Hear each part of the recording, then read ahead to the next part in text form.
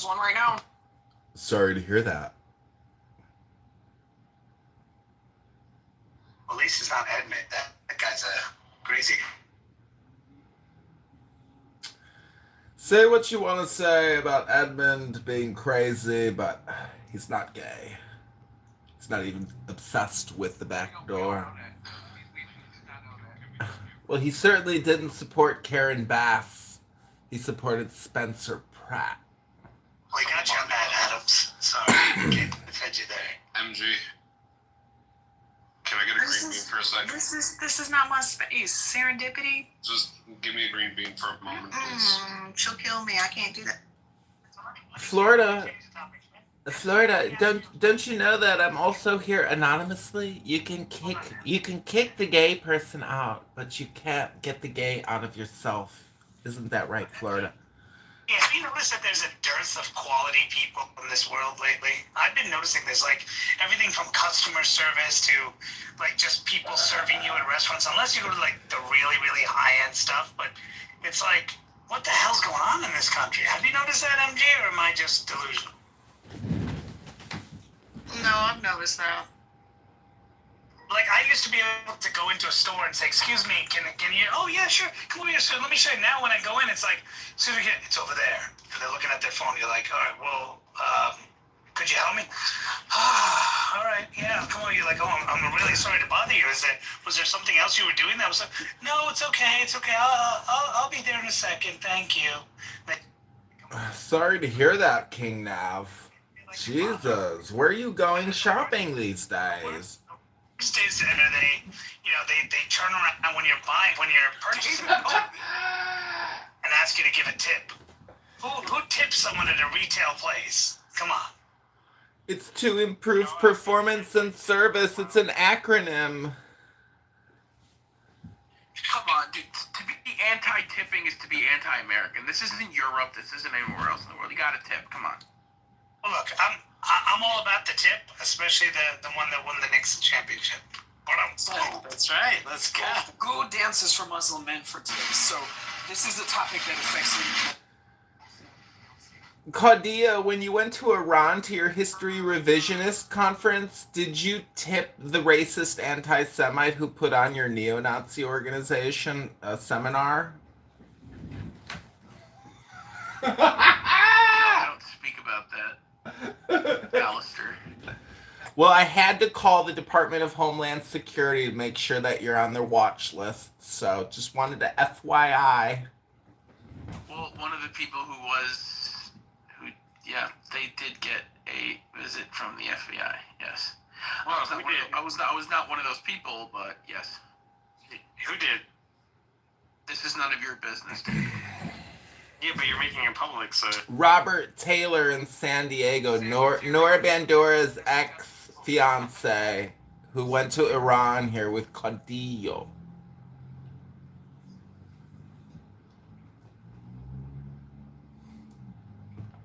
Airing out my dirty laundry. How dare you, Alistair? Yeah, watch the underwear with them skid marks go. How could you, Goo? Aren't you putting yourself at risk traveling to Iran to go to a terrorist training camp? Aren't you worried that the FBI are going to show up at your front door?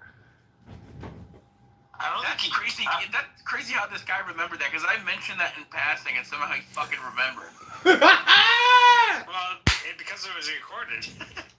Oh, of course. You never know when Edmund is fucking listening.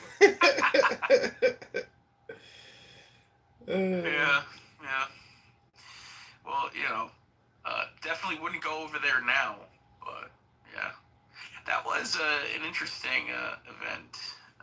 Definitely gained some life experience going there. Did you get laid?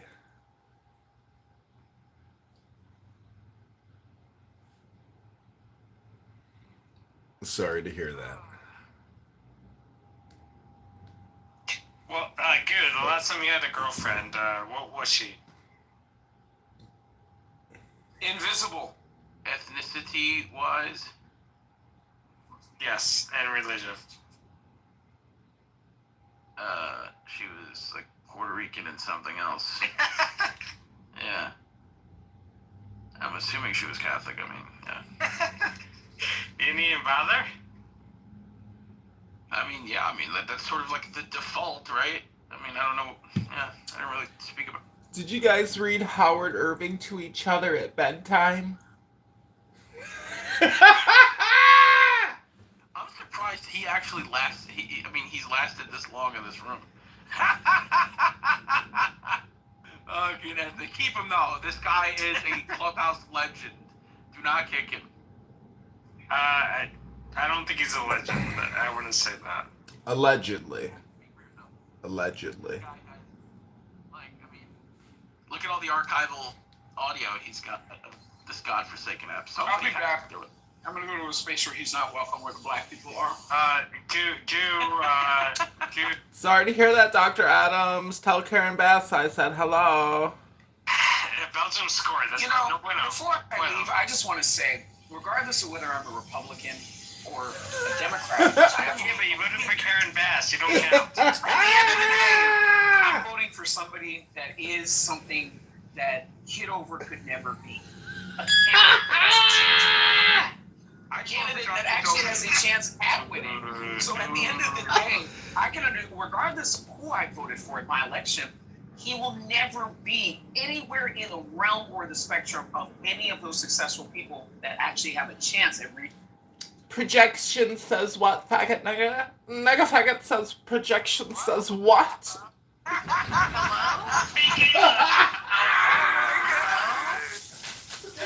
You can't say that. You I'll can't do say that.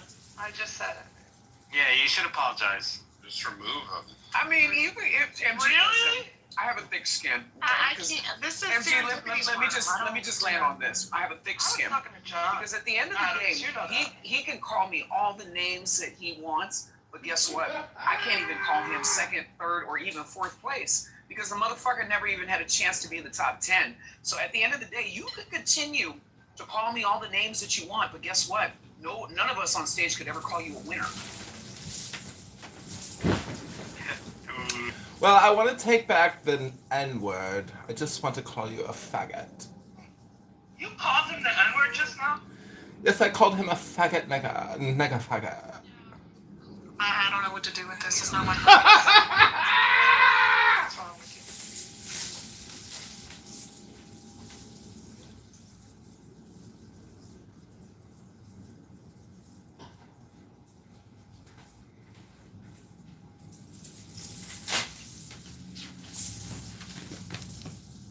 Depending on your diet, you can still see the skin.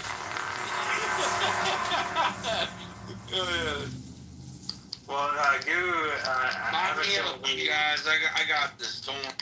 I have a feeling he eats chimichangas. Wait, where's Edmund? Sign me up, y'all. Green bean me. Yeah. Give Augustus a mom, man. Let me get a green bean. Yeah, give him. Yo, David Bobadilla. Yeah. Yo, Augustus. This guy, David Bobadilla, was talking a lot of shit in the other room about you. It's okay. I'll be the host of this soon, and I'll take care of all that. Augustus is my good friend. I like it. Yeah, but you were talking a lot of shit. What do you mean? Do you not see? This is what dude does. Okay. He tries. I'm being vague right now, but I could be very specific Oh shit. about what you were saying. So keep pushing my buttons, Dick. It's Notice how he shut up okay. because- Let me get the green bean. I'll take care of it. I'll take care of it. Yeah, he shut up because he knows that I was there and I was listening. There's nothing to say. What are you talking about? You were talking shit to Rico and all of them, and you were like, "Oh, Augustus, blah blah blah." Somebody. No, I said somebody that. mentioned I said it was. No, we were talking about the. Augustus and preservation and passing. Oh, No, Rico was talking about my boy Augustus. See, No, Augustus, No. you should have been there. For the record. Was it Okay, Rico? for the record. 1 second. No, hold on. Somebody had mentioned preservation and Augustus in passing, and David made like a snarky joke about something about Augustus not giving him a painting that he. That's not promised him. true. That is not Yes, true. yes, that's what you said. But David, why would you bring that up in front of people, knowing that people would take something Okay, so like that? so Goo is doing what Goo does. He's trying to be. No, but this like, is not. No, hold on, because this is not the first time that I've heard this. So, Goo, I'm glad that you brought that up. So what This happens? is not, and I'm not trolling. This is not the first time that I've heard this. So again, as a matter of fact, if I remember correctly, the first time I heard about this was about 3.5 years ago. And this is how long that this shit has been going on. Goo, am I wrong? Yeah. So at the end of the day, So why what now, I was after talking 3 years, about, after and, 3 years, hold on. After 3 years, why now are you bringing it up around a bunch of dude, people nothing that are was just brought haters? up. I was talking about going to the race in Indy, and I'm sorry, But in why DC. would you? But why would you bring up the? It's I weird, didn't bring up dude. this. This guy's weird. He was bringing up the. That's weird. But why would you even entertain that conversation? Number one, it's happened so long ago, and number two, I think that you're misrepresenting what actually happened. Try to stop. I think that you're Goo from misrepresenting speaking. what actually happened. I don't think Augusta's a promise you were painting. I think that you just drunk it. Yeah. Okay, and then you try to run some errands because you were confused. Augustus is my Because friend. you were confused. Okay, well then why would you be talking about him like that, knowing that I- again, as long as you have been bringing this up, as long as you have been bringing this up, which I have Again, heard you bring this up. Goo is. As long as you've been bringing this up, you know that people in response have had negative things to say about Augustus. Yeah. I have nothing negative to say about Augustus. Okay, but you know that bringing it up, it's going to incite other people to say negative That's things about right. Augustus. Well, what happened? What happened? Because with, that's all they've been doing since you brought it up 3 years ago. This is the whole That's point. right. No, I This brought is up. the whole I point. brought up going to the IndyCar race. I don't know. Hey. I feel like maybe you should take a look at And your everyone drinking. and everyone else was like I think that you should talking. maybe take a look at your drinking because I think obviously you it's know, take it it's up not to, only you know clouding what? your judgment but also your loyalty. My loyalty is very pronounced. And Augustus, I'm not trolling. That's literally this is not the first time that I've heard that shit. No, I love Augustus. Augustus is my boy. Then why do you keep repeating this shit? Again, it's not me. It's your friend Goo that's trying to antagonize. No, he only brought up the fact that you're still talking about this shit how many years later? Which at the I'm end of not, the day, I'm we not still talking don't about know the anything. real. We still the only don't thing I'm know talking the real about- story because you're always Again, drunk. for the Because record, you're always drunk. We don't know what happened between you and Augustus. As a Again, matter of for fact, the- I think Augustus helped you. I think Augustus helped you, and you continuing to repeat that story without the context. And For again, the I don't record- think you even remember the context because you're always so drunk. I think you should just stop talking about it altogether. so for the record, we were talking about going to the race in Washington D.C. and I said, yeah, I invited my boy Augustus as well to come to the race, and that's when the conversation was at. That's all I said. So if Goo is trying to, I don't know what Goo is trying to do, but he's with all due respect to Goo, he's throwing a bomb in the middle of something to make it bigger than it is. David, this has nothing to do with Goo. What did I tell you the last time you brought this shit up, David? Because this is not the first time that we've had this conversation. It's not. So again, what did I tell you the last time?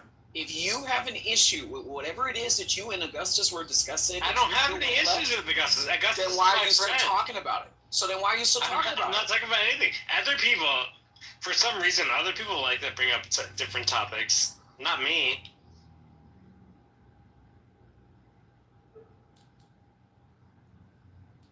Amazing.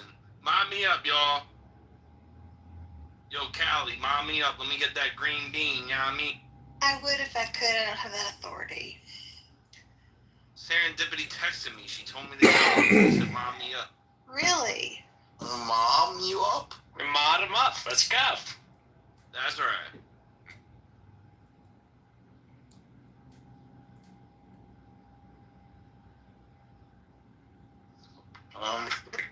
Anyway. I just wanted to say hello and introduce myself. My name is Sam.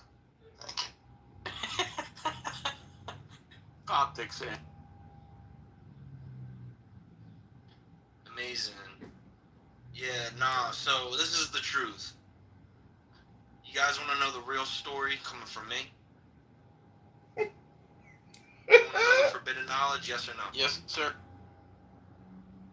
Let me hear it. I want to hear somebody say. Let me get that forbidden knowledge. Let's hear that forbidden knowledge, Augustus. All right, so this is the real deal information that's been censored on Clubhouse multiple times due to its profound nature.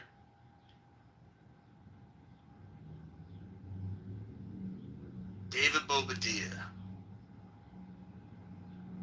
He said to me, "Yo, Augustus, I want to commission you for a painting."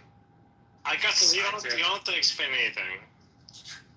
I said, David Bobadilla. That's not what he told us, Augustus. He told us that he asked you to paint him one of your French girls. No, that's Oh my God.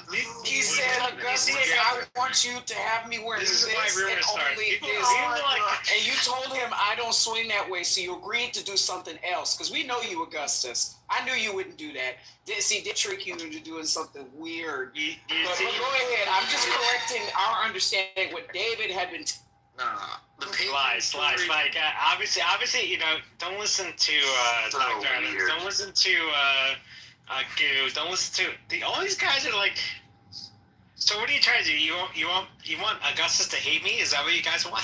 I don't understand. Grown men, and No, David I'm was never gonna gonna hate post. David Bobadilla. Yeah, Augustus is one of my good friends. Like, David Bobadilla. Augustus, I could do no wrong.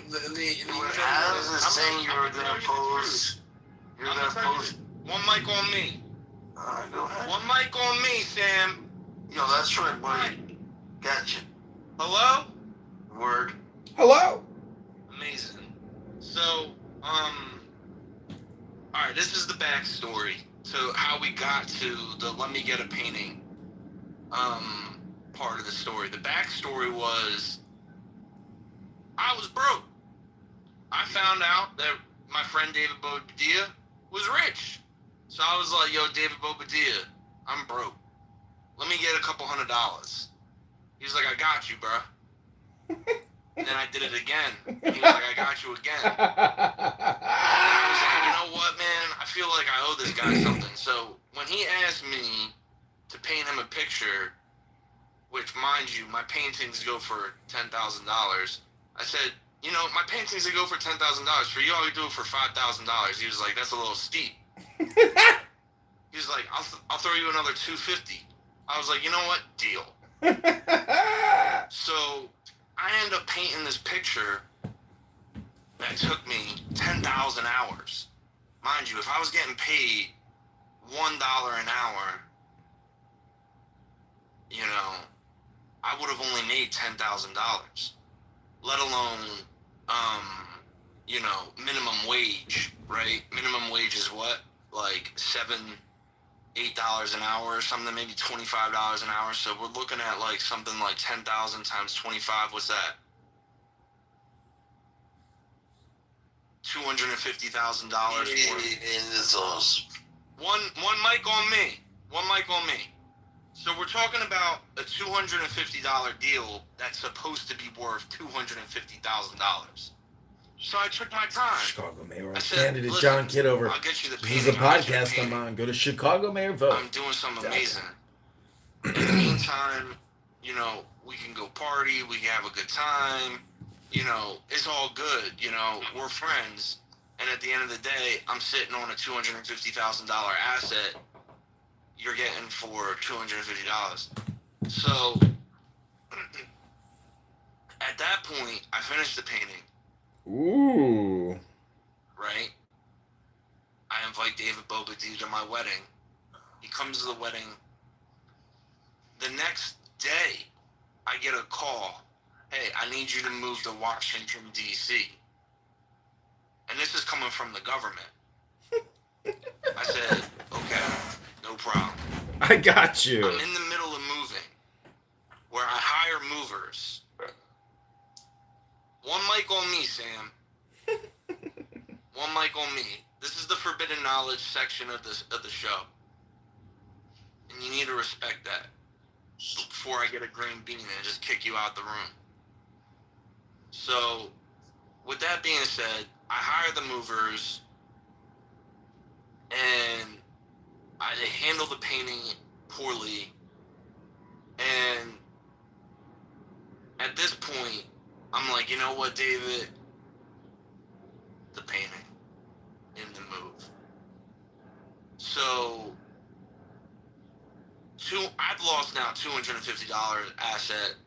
He's lost a $250 investment. At the end of the day, we're still friends. At the end of the day, Yeah, but the thing is, though, Augustus, is that he didn't mention that part. He was portraying it as if you, like, completely, like, ghosted him and just never fulfilled the that's promise. not true. That's what, yes, you did, motherfucker. No, That's I it, did not. Augustus. And in all fairness, and Augustus, listen, you could always rely on me to be reasonable and to tell you what's up. Okay, the impression that we all got based on the story they told was that he paid you for a painting and you go. No, that's not true. First of all, Ping Jazzy into the room because Jazzy heard it saying. First of all, I never. Let me text her. I'm gonna bring her in here. Because Yeah, again, you can bring her in here. Because again, you were saying the same thing to Jazzy, and even Jazzy told you to stop lying on him. It's There's not, two that's sides not to every true. story. I believe you guys are just Google. lying for no reason. Why are you doing Am I that? wrong? That's not Bro, true. you're not wrong. He said the way he told the story was that like Augustus completely like ghosted him. That is not Right. true. And That is and not that true. and that he never did the painting and like never finished. Either he never did the painting or never finished it. That's what That's you were not saying. true. And he ghosted you. Okay. For the record, there's been multiple people for some reason who had to interject themselves into the situation. No, you inserted us into the I situation. know. I never did. That's not true. Okay, I'll tell you how long ago this was. Diego, Rule, myself, Prince, and I believe it was Rabbi and Bobadilla were all in a room where he was bitching and moaning about this painting. I was not bitching and moaning. That is This was not when Diego. true. This was when Diego. Am I wrong? This was when Wait, Diego David, did you never and get the Nora painting? were openly speaking on this app. This is how long he has been carrying this lie. That is not true. Making it seem like you did some hood nigga shit. There has been And- other and people he on did this some app hood who nigga for shit. some reason feel like they need He to made it interject seem based on like- the painting. Adams, okay, don't even for like the- each for the- other. you know- and their you know- stories align. Them two don't even get along. MG, do you have Jazzy Crazy. blocked? I'm getting ready to text her and tell her to come in here because again, I'm It's tired of the This is lying. a nice I do. above canvas But I mean, the point is, David, why I don't know why Sure. why is everyone interjecting themselves into this situation? I mean, me and Augustus are fine. We're friends. I mean, Bro, you roped everybody. Yeah, Bobadilla, didn't you go to his wedding? Yes, I did go to his wedding. Yeah, and I don't. The And then painting we is partied at cool. the The casino painting and is blew a cool, bunch but of it money. doesn't matter to me. I mean, eventually, if Augustus wants to make me a painting, I love him even more for that. You know how you know we're telling But it doesn't matter to me. You know how you know we're telling the truth? David Bobadilla is breaking character. I mean, I remember I don't know after what the that wedding. means. I remember after the wedding, I went to the casino, blew a bunch of money. David Bobadilla was Ooh, that's there. probably true. He probably could have got his $250 back then, but I mean, Yeah, but I don't want anything from Augustus. Augustus is like he's my close friend, and I don't care about anything else. That's all. Well, I mean, you shouldn't, because at the end of the day, you're the fool, and the reason why this shit happened. I just want I I just want the record to show. Hold Like on. I won't name names, but there was some hold other on. guy Hold that on. brought up Hold on. the painting. Hold on. Excuse me. When you go and buy an asset like that, okay, the first thing that you should have done is you should have had him give you an invoice, and you should have sent that shit to the insurance company and made sure that it was, especially considering the fact that you guys do not live near each other and you knew that to depend on shipping to get your product from one point A to point B. The second thing is the fact that he took his time to make you a painting like that. Okay, and then you turn it around and you twist it on Clubhouse as though he did some hood nigga shit I didn't and did do some that. services. That is not Hold true. on. And you And please not say the other word. you prepaid for services that you did not receive. That is not what happened. Okay, what had happened was he made you to paint him. And Augustus, I want to ask you, how long from the time that you completed the painting and he was aware that the painting was done, and till the time that you attempted to move the painting and the painting was damaged? Augustus, you don't have to answer any of these. How long was that, Augustus? You don't have to answer that question. I finished it in Old City. So, I moved to DC from Old City. I started it in South Philly. So it must have been, less than a year. So he had several months and a reasonable amount of time from the time that he was notified that you had finished the painting, for him to make arrangements to have the painting moved to where he is before the painting was damaged. Is that what you're telling me, Augustus? I mean, that's what, Well, but for a man of means like David, David talks some cash money shit. So I'm pretty sure that David could have put together a moving company in less than a year. Because it sounds like it was almost a year that you had told him that that painting was ready and that it was up in your house before it was damaged. It was a year. Certainly, he could have moved the painting. The other thing, Augustus, is you should actually be invoicing him, because a lot of people in your situation, when people's commissioned paintings are finished, a lot of those studios actually charge people storage space for a lot of their art that they do not come and pick up that they bought to avoid this specific thing. So at the end of the day, as a business person, I think that David actually owes you money. That's fascinating. I mean, honestly, I consider David a dear friend. And, you're a creator. You're not a storage unit. So when you're done with your painting in the future, Augustus, as a business person, when you're done with your painting, to avoid the perception of somebody bashing your character like this, make sure that they have an understanding. Never bash his character. Make sure that they have an understanding that unless I've always been on. Unless it is due to extenuating circumstances, you should have a standard delivery timeline. And you should have a storage fee incentive behind that for people making their own arrangements to ship their own shit. I don't. Okay, yeah, but, I just want to put a pin in this. Let me just say, David, right? Like, you're a good friend of mine, bro, and like, I'm happy to make something worth $200. You don't have to do anything for me, Augustus. You're my friend. It doesn't matter. The painting was never a big deal. For some reason, people in clubs, I'm not going to name names, kept bringing up the painting. Like, that wasn't the issue for me. I don't really care about the painting, to be honest with you. Right. And I'm glad that we have some people here to hear you say that. But at the end of the day, I'm a man, and as a man, I'm willing to say, like, listen, bro, I'm willing to let bygones be bygones. And I know what's going on is that there's certain people on the app that basically are looking for me to slip up because of what I've done. Yeah, you gotta ignore those people. Yeah, I went from basically having, a psychological breakdown to having a psychological breakthrough on this app, right? And people were there and witnessed, when I tried to kill myself on this app, and had a YouTube, I want you to know I'm a journalist. And no one is saying anything. This is about a journey of discovery and health. And then finding God and getting my life in order and doing something with my life. So people are looking for, an excuse to see me slip back into my old ways. But I'm not going to let it get me down. And at the end of the day, it's a fucking $250 thing. If people are tripping over $250, they got to go back on food stamps, right? So, they could go get their government benefits from, Biden. We're in the Trump era. We don't do that around here where we're tripping over $250. That's right. I think more importantly, whenever you give money to anybody on the internet, you should just accept that the money that you've given to somebody on the internet is a gift that's been given to a friend, and let it go. If it didn't come with an invoice and a receipt, it's money that you gave to a friend, and maybe that friend gives you something, and maybe that friend gives you something, but it really doesn't matter.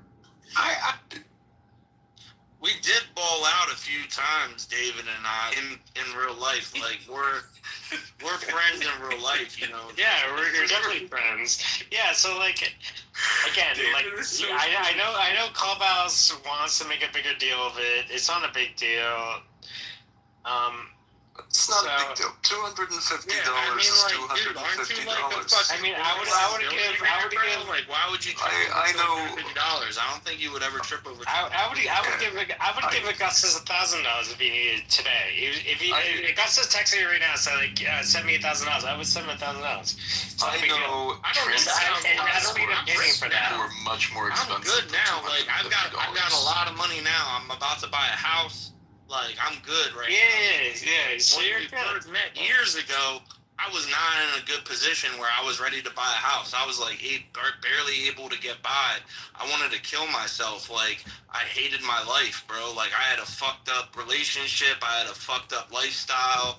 I was just not in the right. I wasn't a man, right? I'm a man now, and as a man now, you know, I'm willing to let bygones be bygones and move past this situation. And, you know, it's not that big of a deal. And, you know, if I could ever make up for it or send you money to make your life, I don't need I'm anything. happy to do that. I don't need anything, Augustus. You know that. I know you don't, but I just wanted to say that in front of people that might want to hear something like that come from me, because they might perceive me as somebody who's just a scammer. And definitely not a scammer. Like, you know, all you have to do is like come to the IndyCar race in DC as my guest, and that's all that matters. So Augustus, are you gonna be in Philly anytime soon? Because I'm coming there tomorrow. No, I'm not actually. But Sorry, my phone died. King, you should come to the race in DC. When is it? August something. August something? Yeah, I'll put that on my calendar. Hold on, I'm looking through to see something on my calendar. Just type in IndyCar race in DC. All right. So I'm just gonna say this, Augustus. I'm glad that you and David squashed it. There's nothing to be squashed. We were friends from the very beginning. It's you guys are the ones that are trying to drive a wedge for some reason.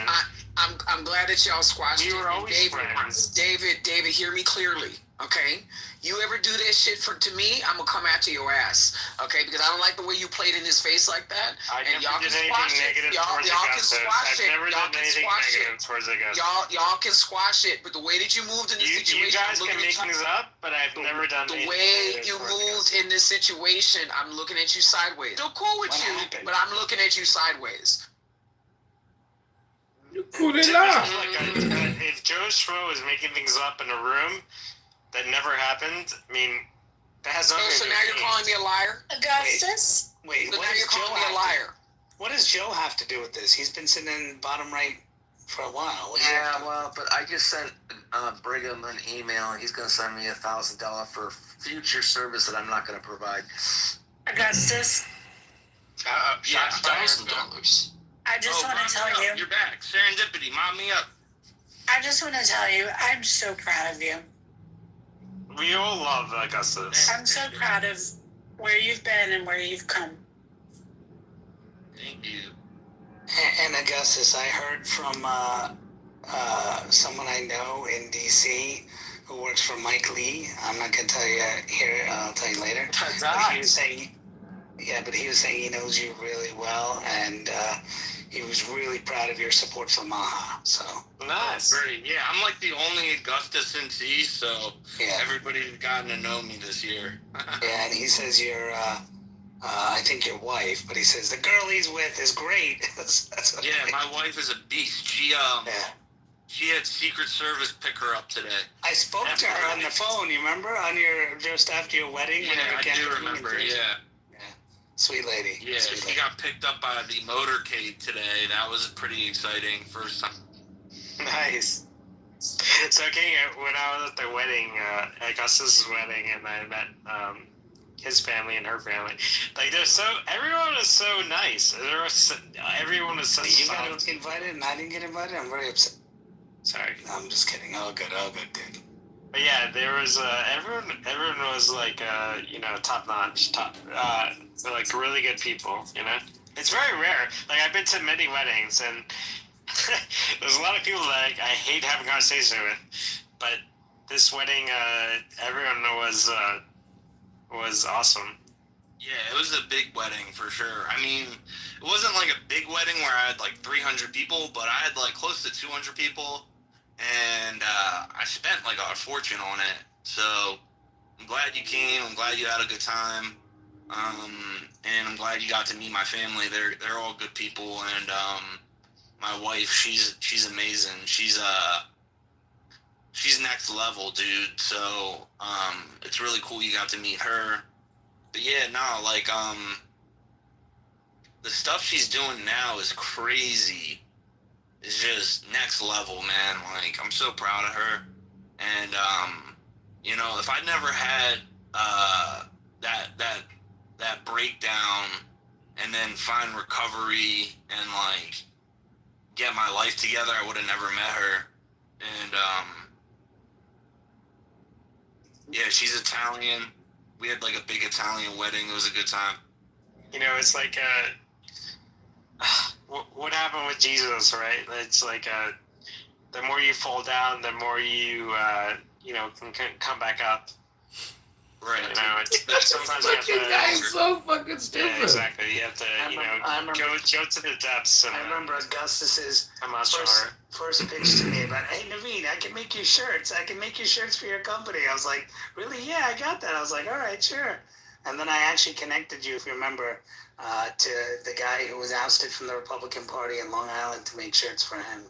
I don't know if that ever worked, but but I did connect you to him. Yeah, I do. Oh, wow. Thanks, Nap.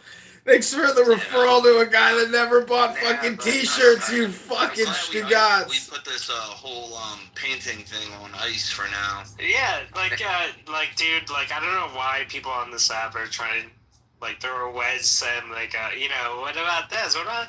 Like, dude, I did it because I wanted to do it, Augustus. What happened? What is the issue? There's no issue. Here we go again! I'm not going to is that I scammed David out of money for a painting. Which he didn't. Look, he didn't scam me out of money. Look, I'll tell you guys, whenever these issues happen, I always blame Ann, because Ann, is always there. So just get used to blaming Ann, okay, and you'll be good to go. But don't worry, okay? That's just the way to do it. And then tranny hooker that he shared with Randy. Allegedly. I sent you an email now so you can cash out me $1,000 for future service. I'm not. You hear that? They shared a hooker tranny. Augustus actually met my family. We were at the Ritz-Carlton in Philadelphia, and he met my family. Sorry to hear that. Very pertinent to name the hotel. So very classy, dude. It was a sweet Oh, hotel. but yeah.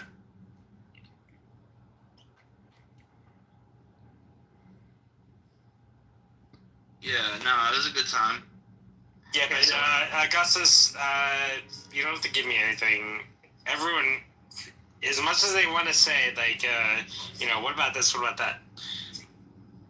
Your friendship is enough. And David, if you need a Motel 6 points, I can spare some for you. Augustus, I'm working on this NCIS bid, so if I win that, I'll be coming down to DC often. DC area often, so we'll definitely meet. What agency is that with? NCIS. Oh, okay. Wait, is it a TV show? Yeah, I mean, it's a real agency. Yeah. Who's the head of that? Naval crime, and it's at Quantico. They're in Quantico, but, Seriously, they are. Check it out. NCIS Quantico. And you'll see. I guess I believe you. I don't know. Yeah, Google it. You'll see it. So they do a lot of, they do a lot of the investigative services, but it's not broken down the way the TV show does. King, we're losing. Oh. USA. Oh, okay. Yeah. Oh. Yeah, there's a few rooms that are talking about it live, and Elon Musk is talking about the World Cup. Is the red card guy? Trump Bryce, called. if we can handle a 60-second update. Trump called the 45 minutes. Trump called the president of FIFA, and they rescinded the red card, so he's playing. Is he playing good? Well, you mean Same thing.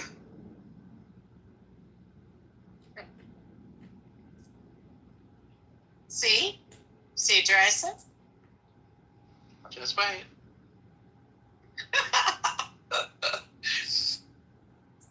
Oh my God, I'm so excited. I said, since David didn't take my Motel 6 points, do you want my Motel 6 points? I do. I like Motel 6. I mean, I have a bunch of Marriott points. I have 1.6 million Marriott points. David has like a specific version of the Tourette syndrome where he like attempts to lord over his parents' money over to other people in a way that is like people who I know who have money or are classy would never do that kind of stuff. It's very odd. It's not your most becoming quality, dude. Roast. Well, you know, what I do on here is not what I do in person, with all due respect. That's fair. Mm-hmm. Yeah, in real life, you're worse. Like the last time I went to, so I had a meet up with some friends at the bar at Tiffany's, and and we didn't talk about Clubhouse at all. Oh my gosh. And David, how come you didn't show up when we had the lunch? Rico, why the hell? What's it count? The Polo Club. Well, the Polo Club is hard to get into. Took me a while to get that reservation. I'd eat by myself. to answer for. I mean, I've been to the bar at the St. Regis, the King Cole bar. That's where I go for taking a clients. Oh my! Did you have to join a gang to go in there? Which is right across the street from the Polo bar.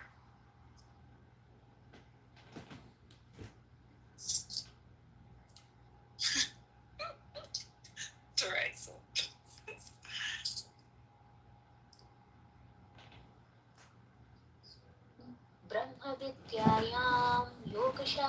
He has what they call a pretentious stick. But we need to Do you need to borrow $20? It's cool. If you pay back, great. If you can't, no problem. I won't bring it up. कर्मसन्न्यासयोगो नाम पञ्चमोऽध्यायः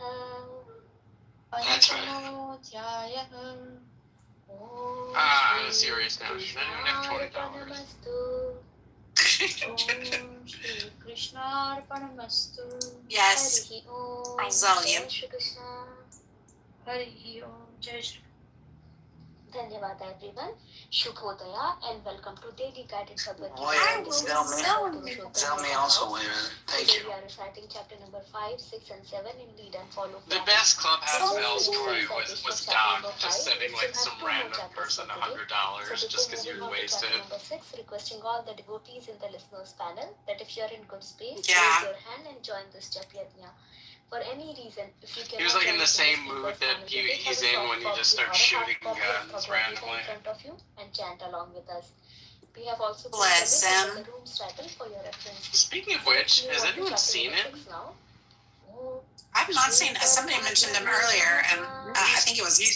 He's back. Going to he's in one of the rooms. No, it's okay. He's back. Just knowing he's alive is enough for me. That's okay. I would be sad if he meant, a bad fate, but I don't. I'm good with just knowing he has it.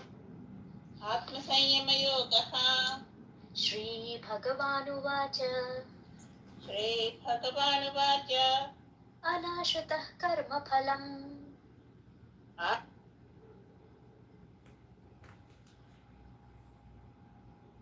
Hello? Edie, Yeah, have you watched it yet? I'm about to finish it. Just finish it.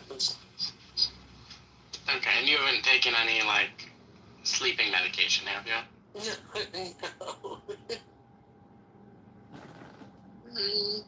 I will finish it tonight. Liz didn't show up either, which is unlike her. She's all... Yeah, so Tiffany and I were just, waiting for a while, and then...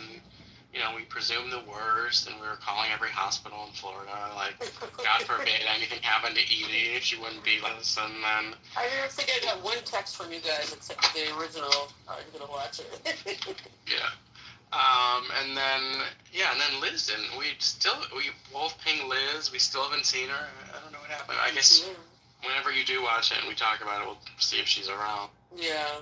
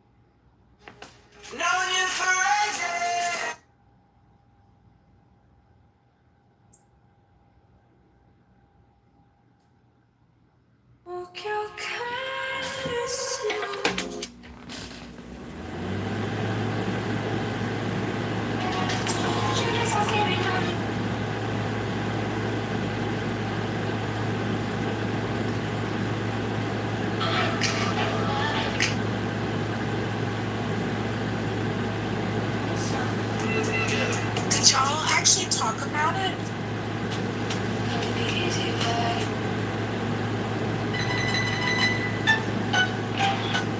About what? If you're talking to me, I'm hearing groceries inside right now. Okay. But no, I haven't talked about it with anyone. But I did, like this time while I was watching, I took notes, like sound.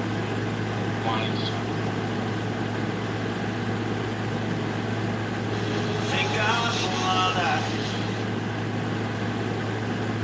I see.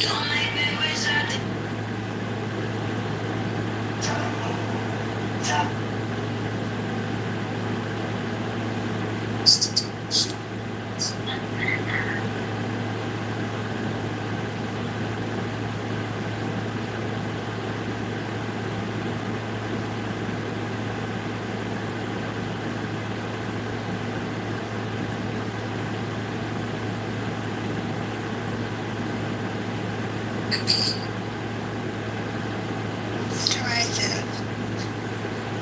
be there.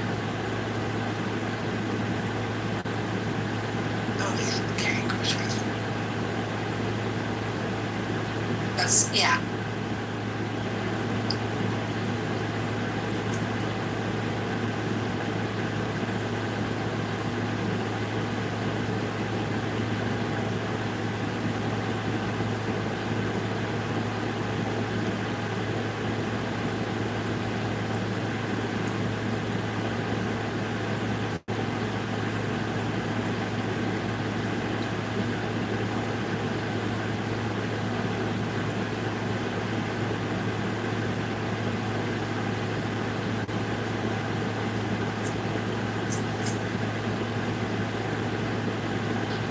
Well, have a good night, guys. I gotta get ready to go sleep early.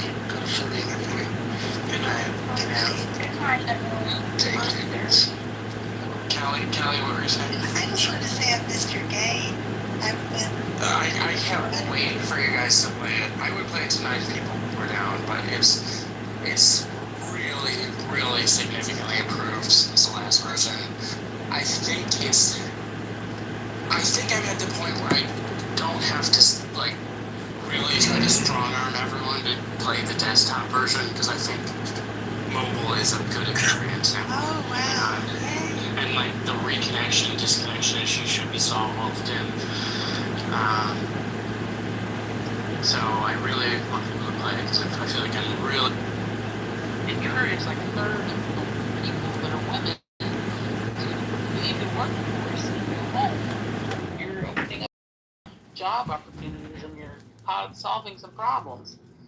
It's Or they just believe in the great replacement theory. You know, I think you're giving him a little too much credit. I think it's better explained by a great replacement theory. No, I'm serious. Like you should look at how orchestrated these people are. They there's no organicness to the growth that woman has in her accounts and in her, like, she just appeared, and she appeared with this content and she went from like having no money to having lots of money and having lots of support and having lots of followers. No, there's something going on there. It wasn't organic. She was too big too fast. That's all I'm saying. Which woman? Savannah Stone. Oh, I don't know who that. I thought you were talking about just the federal government's like immigration policy broadly. No, there's this group of women who have become huge, like they're on fire, for the traditional wife. Are they Christians? Do they also come with religion? Because that could be like one of the motivating. I don't know. I mean, she does, I think, but it's not real religion. It's that stuff like what Donald Trump has. It's not real Christianity. Oh, it's that politicized. You said Turning Point. Like, was that the Charlie Kirk thing?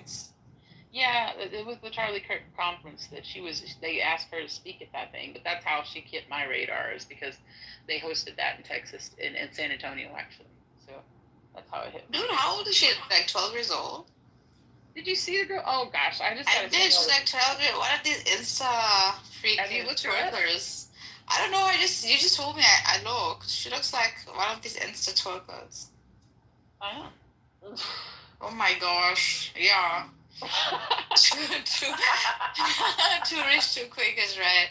With a fucking fake blue lenses.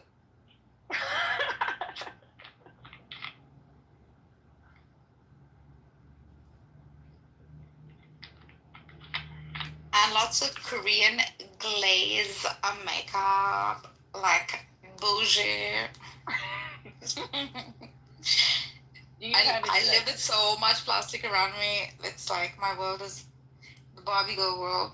And Savannah is just one such product of it. Yes. I'm a Barbie girl.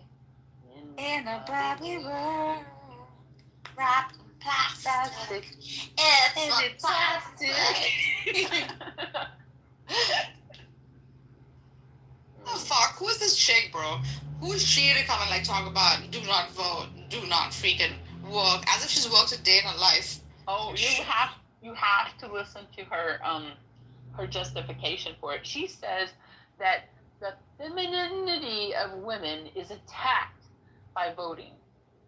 And she says that men are the natural leaders, and that, we're the feminine energy has this, I don't know, it's all this weird, like, this crap is not something that's Christian. It's totally not Christian. It's like some kind of bastardized Middle Eastern. Well, it kind of is Christian, because it is Christian. That's what Abby was saying today. The man's the head of the household, the head of the snake, and the woman's the body. So yeah, it is Christian based. I don't know. I don't believe it. It's kind of dumb though. I mean, like, I don't know how many men I've met, like, they don't have like an ounce of like leadership quality in them at all. They're just like fucking morons. And it seems like me that there's more of them than there are on the women's side. Also, Emma, I was curious. Were you in Andrew's room? Was it yesterday? We were like talking with Layla about what love is, and was that also? And I have a question about that. Is that also Andrew's position, or does he have like a? I don't know. I didn't hear Andrew voice his opinion on that the position. I mean, like the first, like when you were talking about the first time you went into his room, you were having the convo with Andrew about that. Was it the same or? Well, there was a Muslim guy in there, and they were attacking him, and I said something, and then Andrew, somehow they got on this, and they said, "Well, God is love." They said that whole phrase, and that's like my kryptonite. I like hate when people say that stuff. And I was just like, no, I don't agree with that at all. And then, Andrew proceeded to pepper me with like a bunch of scriptures, and I was like, but Andrew, that's talking about like a sacrificial kind of love. I was trying to explain to him, it's not like the human love. Like people conflate these ideas, but they're not realizing that the text was written about specific things. It's the same way I feel when people like try to apply the theory of relativity to psychology. Like it's a physics problem. It's not meant for that. Like, I understand that this kind of can be applied in other ways, but that's not how it's meant to be. And like, if you want to make that connection on your own separately and write a paper about it and get it published, that's fine. But don't give that to someone else. Don't attribute that application to another person, especially not God, in my opinion. But that's just my opinion. I mean, that's the thing about religion, though. Like, you can literally just interpret it any way you want. Everyone has a different interpretation of it, and no one can actually say that the way they interpret it is definitively wrong. So it's always going to be that way. Oh, maybe it's always going to be that way, but like, I just feel like that sometimes we're definitely like changing what things are meaning. But maybe that's the nature of why God did it the way he did it, so that could be done. Maybe it's kind of like the Constitution, so that as time goes on, it is useful. I don't know. I haven't gotten there to ask him yet. It's one of the things on the list of things. So they get more worshipers. What? So they can get more worshipers. Like, if I kind of make it open ended, then I can get more worshipers, get more followers. A lot of things, if you look at other religions, especially the ones preceding Christianity, even the polytheistic ones, they're kind of cut and dry on what is acceptable and what is not acceptable. You know what I'm saying? Like, it's pretty very just straightforward. And the thing about Christianity is you could just throw it up to interpretation. So that means that it's more open to a lot of people, because people can just perceive it a certain way to make themselves feel better. Yeah. Like, if people actually took the Bible for what it is, very cut and dry, there wouldn't be a lot of Christians. A lot of people would be condemned for having kids out of wedlock. All the gays would be dead. You know what I'm saying? And there's plenty of gay people in church. There are very things that, if you just look at the Bible for what it is in layman's terms, that lay out very clear, concise ideologies for how God views certain things. Homosexuality is an abomination. They should be stoned, but they're not, and they worship God. And then somebody will come out of the woodworks and say, "Oh, well, you interpreted that verse wrong." And then, because the Christianity needs more followers, right? Because you can never have too many followers. Somebody in the back of the room will say, "Yeah, I agree with you. Yeah, guess what? We just gained another follower."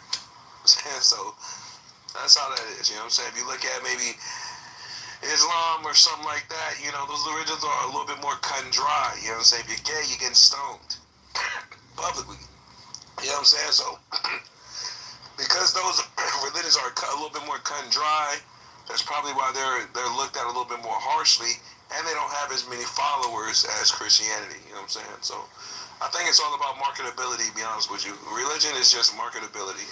And the reason Christianity has fared better than most religions is because it's more marketable, because you can really skew it any way you want to sell it to somebody. Yeah.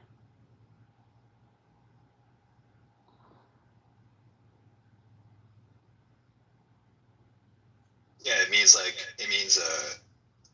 when an answer becomes, when something becomes the answer or literally everything, then right away you should take that as a red flag. Like, this is already sus. There's this is like a clue is telling you that this is not true.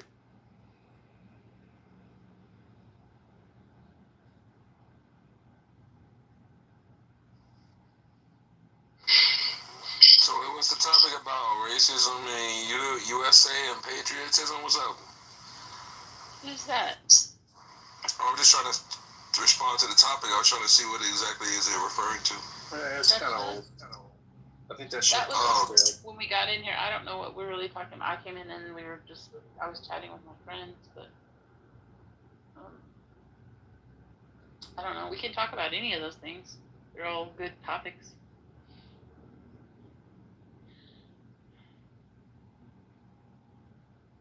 Do you think that Do you think that patriotism is used as an excuse to hide racism? Anybody? I mean, if we don't push back against like the shit that comes out of MAGA's mouth, then yeah, patriotism, American patriotism, just is racism. So, I mean, if we just let them say it, we don't push back, then that's what it is. I think people on the left and people on the right have very different ideas of what patriotism is. I think people that's more towards the left tend to believe that like correcting oneself or trying to make their country fairer to a larger group of people is somewhat patriotic. Yeah. Right. Like there's one young lady on here. She's Jewish, and she's very upset with like what the IDF does and a variety of other things that some things that is that are going on in Israel that she's very much against, and then her sort of stance is that the way she feels is that self-correction or trying to make things better for everyone is a form of patriotism. But she gets a lot of slack from other people that call her, quote unquote, self-hating Jew or something like this. So, and they view people and the people on the right see her point of view as, shameful and not cool, right? So it depends how you view patriotism.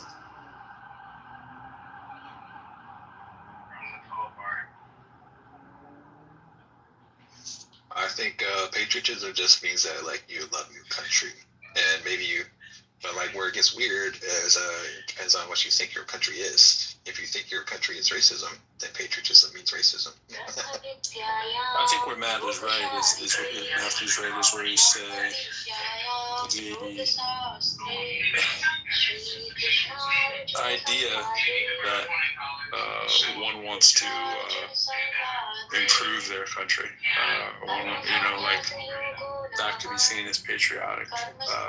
But the bigger point to which you're right is that's interpreted differently on the right and the left. The right has a knee-jerk reaction that we know is sort of the red meat patriotism, like any kind of I want to improve my country with criticism is looked at as, well, leave your damn country then if you don't like it, go back to wherever you're from. That kind of like white redneck racism.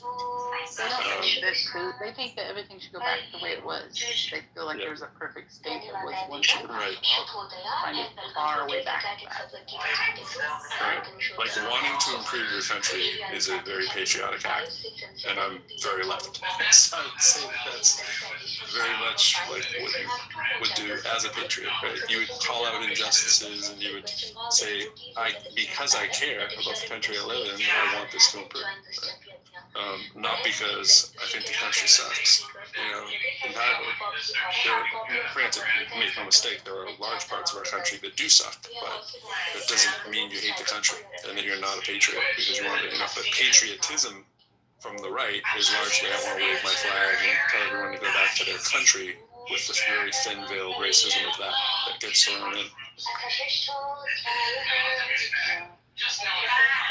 think that identifying with your country is a good thing because it makes you feel responsible for what they do. It makes you feel like you have some degree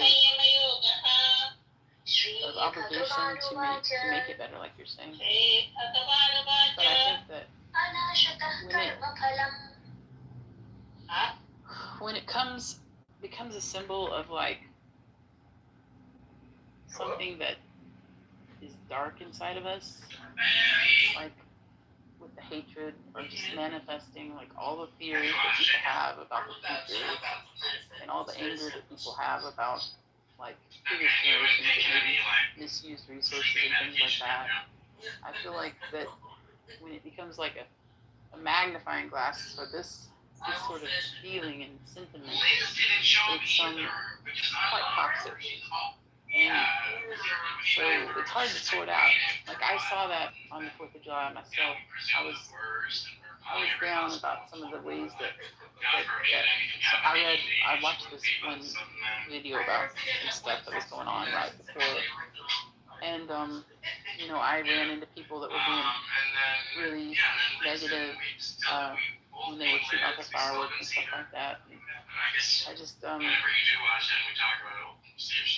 don't know. I think that sometimes when you love your country, you have to say, okay, I love my country, but I hate this. I hate what's happening right now with like the obvious corruption that we had with the president and the trades that were made around his policy announcements. I don't know if you guys saw that. Did y'all hear about that stuff? How many trades he made and how much money was made? Yeah.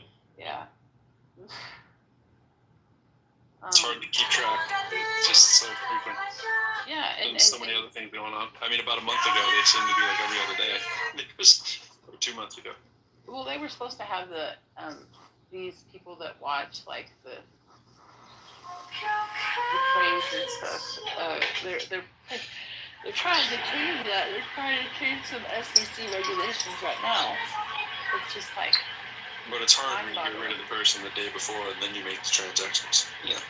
Yeah. But you're supposed to have 5 people on that committee at all times. And 3 of them only 3 can be from the same party. It's supposed to be. That's a requirement that was written into it.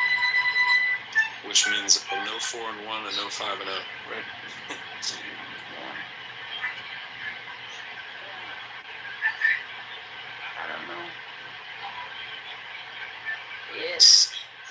It's rough. It's rough right now. There's so much. It's hard out here for kids. Oh, believe me, it could be a hell of a lot worse. It's, it can always be a lot worse. Yeah. But it's all relative compared to where it was. Yeah, exactly. I mean, I love history, and human beings are completely insane.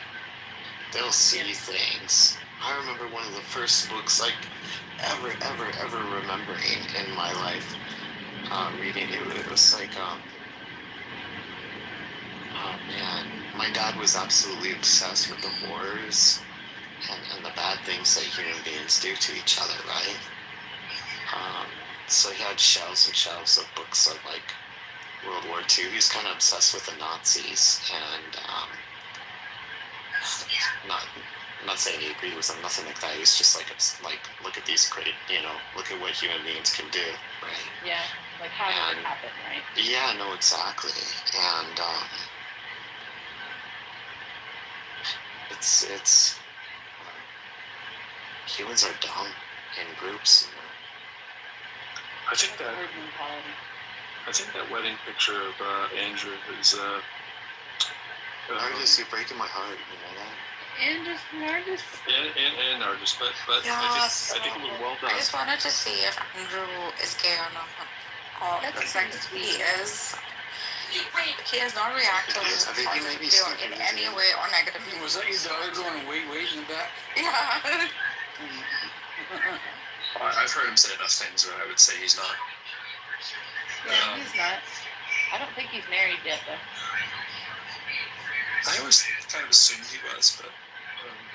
He had sex once and he regretted it.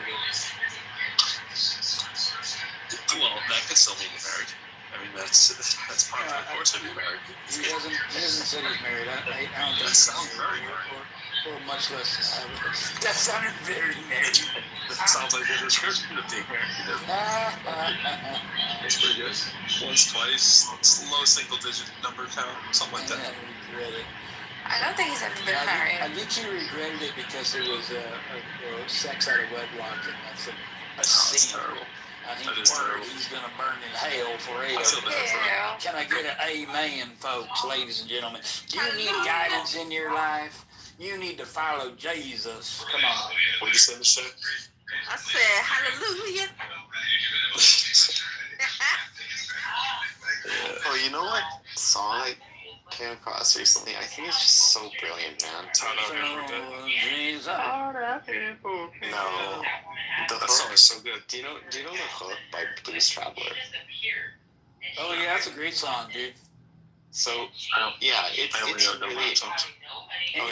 really interesting because the hook, the lyrics of the hook, it says basically, hey, listener, you have to look up these lyrics, so maybe I'll send them down there. But it says, hey, listener, look, I'm gonna fuck with your head. This song doesn't mean anything at all. Because the hook brings you back. Yeah, and you no lie, the hook brings you back. Yeah, and he says, I'm not saying anything at all in the song, but how I say it makes you feel emotional. And then you're going to wait for the hook, and the hook's going to make you feel this way. And look, here comes the hook, and it draws attention to itself.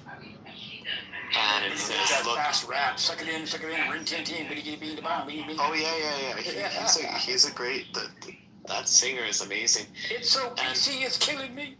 Yeah, and it's like, so you're grabbed emotionally by the song, and he's like, look, I'm just fucking with your head here. And I'm using, these chord progressions to make you feel this way. And it's like almost like a magician that's showing you the magic trick, and he's like, look, no matter how many times I show this to you and I explain it to you, you're still gonna be surprised, right? And he shows it to you. And I was thinking, like, for Jesus and no sex before marriage.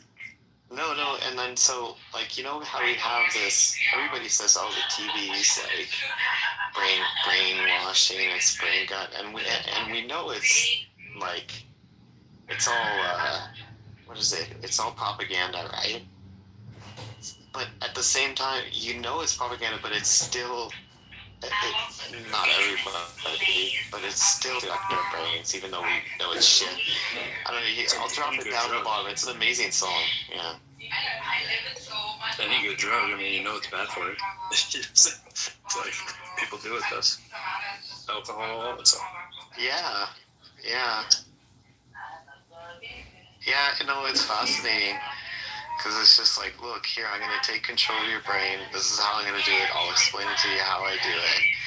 And I'm still going to get you. Hey, bro, don't blame the weed. I was just going to say, man, that's what makes me better than all y'all.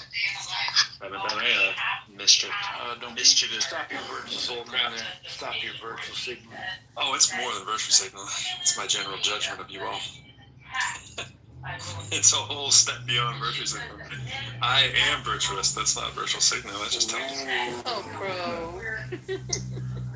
Y'all have no restraint, and I do at all times. Yeah, it's okay. Dad. You're not designed to be this good. Designed? We're designed. We're created. Is that Morpheus? One could never be this. I definitely do virtue signal. I virtue signal. In the military, I often look at like, and I think it's just like being on Clubhouse. It may and that's the only thing from I never let Clubhouse like affect my personal life, but like when I hear people talking in Clubhouse, I often and it's just from I've been in the military for 15 years, so I look at sometimes Americans like you're so pathetic. I just be irritated, because they'll say certain things, or and I'll be like, yo, you can only say that because you live in America, or you only think that because you live in America. And then people will be so high and mighty, and I'll be like, you're such a fucking hypocrite. And I feel like there a lot of the ideals I think we have in America are because you live in America. We have this, the world is just black and white. They're bad in the bad. When it's no, it's actually just a lot of gray. There's so much in between that it's based on perspective. And it's never based on, it's just clear good and bad. It's all based on perspective. And the idea of being good and bad from an international perspective is entirely subjective. So that's why sometimes I feel I always go in the rooms now about science, because a lot of times in the rooms where we talk political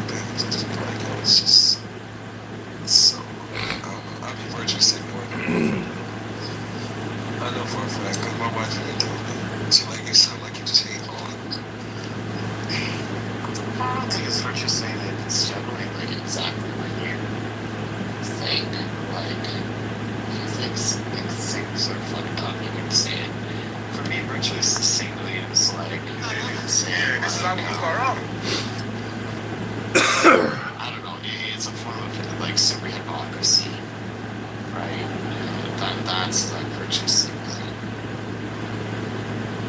I don't know. Like, but to me, like, virtue shit, like, the things that, like, irritate me is, like, people will complain about America and war, but then at the same time, you complain about gas prices. But and then, like, the thing is, they'll try to present themselves with this, America's this horrible country, da-da-da, and it's like, bro, how do you think gas prices are affordable? Like, what do you think? How do you think that happens? It's about exploiting other countries. Every country has done it. If it wasn't America, it'd be China or Russia. It's always a bad guy. You know what I'm saying? And every country does it. You're hard a bad guy. Exploit another country. Entire international politics is how hard can I fuck you over if we don't believe it. And like, for people that will say that, like, just to put it out there, I mean, as somebody who votes Democrat all the time, I've never been a Biden fan. Mine had sort of blatant disregard for all things that were like any Middle Eastern leader at any given time. It was just like, yeah, they can die. Yeah, it's okay. Yeah, we'll just go in and kill them. Like, we'll go and take the oil, do what we got to. Like, that basically was the policy, right? It was just always like, yeah, we'll just go do this execution thing. I mean, Obama had to do some of that too, but that was kind of, you went through the Gaddafi stuff. It's like, okay, we kind of gave you weapons and we kind of blamed you for having weapons. And like, you got that now. Is there any oil around in the meantime? It's like, it's just kind of how we do business. Like, and before the pushback, it's sort of Israel outside stuff. You had Kamala Harris up there talking like, just Israel or no, like whatever we can do. And it's, and now it's just tone shifts. As you see real recently, a little bit of self-correction on that, but it's like, it's kind of, I was just listening to a little commentary the last couple of days about it. It's like, that's kind of what you inherit, jumping in on the seats of what the Democratic regime has done for a while. To your point, it's very gray perceptions of what's good and bad. It's just like, well, these are the bad guys this week, and we're just going to go kill them. Like, that's what we do. And in the meantime, you'd see, like, Obama would come off a beautiful speech, like the one they did in Cairo about years back, and then, like, the same day or the next day, it's like, sorry about that little execution that just happened, just gotta go get the bad guys. It's like back to business as usual, or we're going to grab some more oil to keep these prices low so I can get reelected, kind of thing, just how we do. Yeah, but I think the thing about Obama is he just, like, put a pillow under. Like, yo, these people are bad, like, so, and that's what I'm saying, it's subjective. You can be bad guys to America, but from an international perspective, you may not be bad guys to another place. You know what I'm saying? Like, and Gaddafi was loved by the time we went and executed, they were looking at him as like a liberator for, comparatively. And it was just like, things change very rapidly. Movie is Jailhouse Rock. Hello?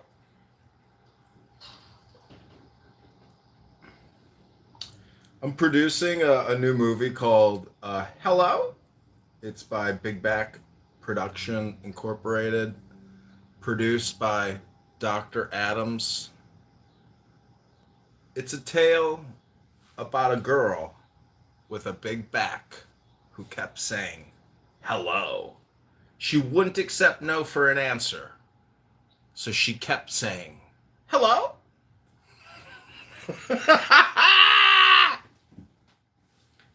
You used to be more creative. This is like the ChatGPT version of John Kitover. That's true. I could create an actual paragraph around my movie. Hello. Augustus created an infographic one day called Hello. I was like, holy shit. I was like, that's genius.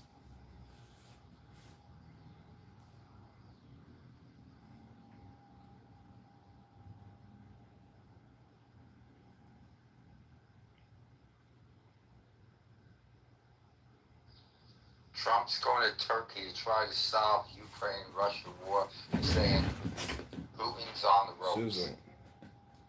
And Lozinski wants peace.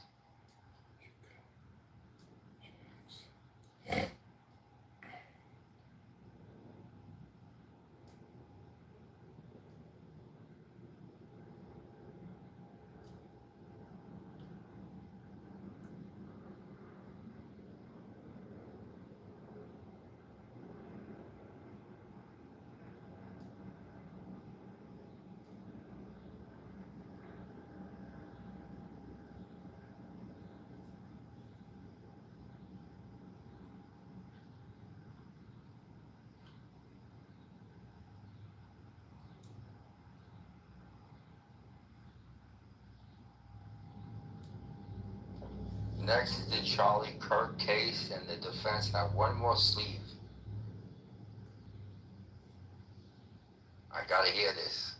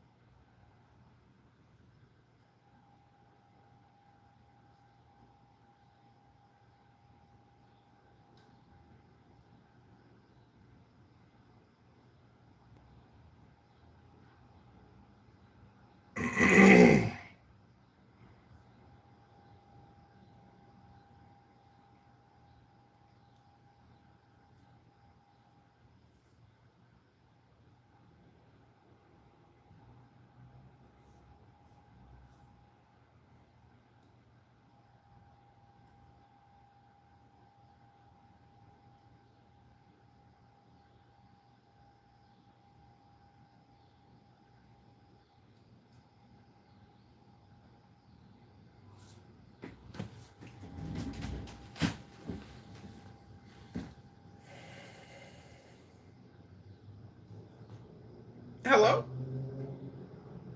Monica's here.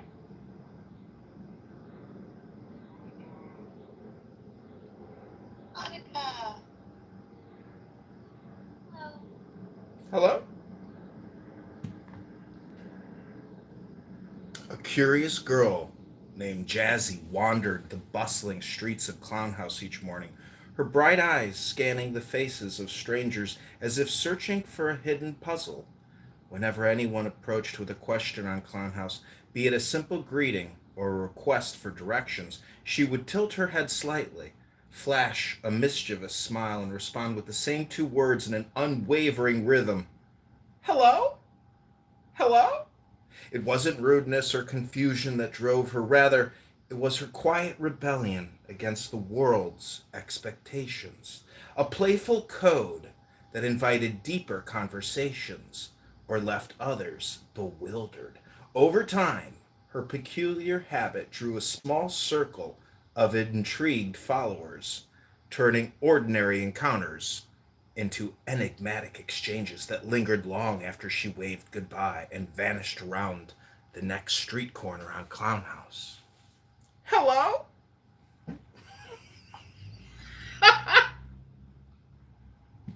Actually, it would be cool to like make a custom GPT and have it only train on John Kitover's YouTube videos.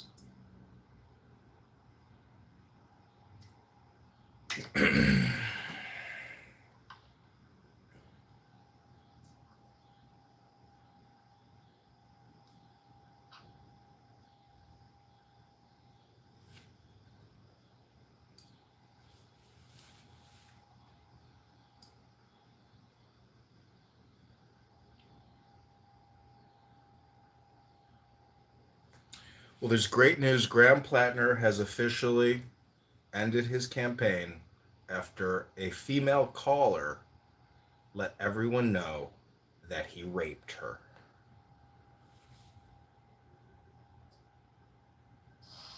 Did he? Because the top headline on the New York Times says, calls mount for Plattner to end campaign.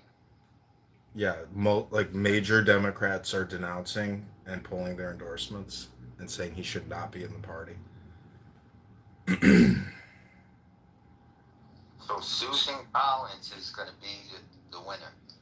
Susan takes it again. She's got 10 lives.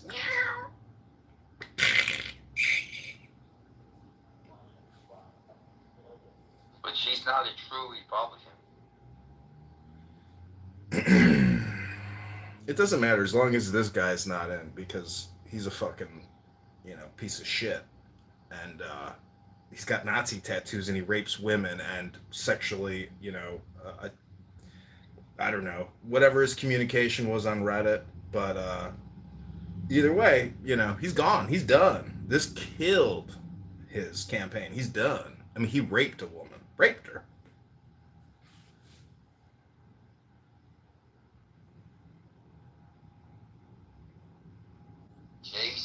kids don't care.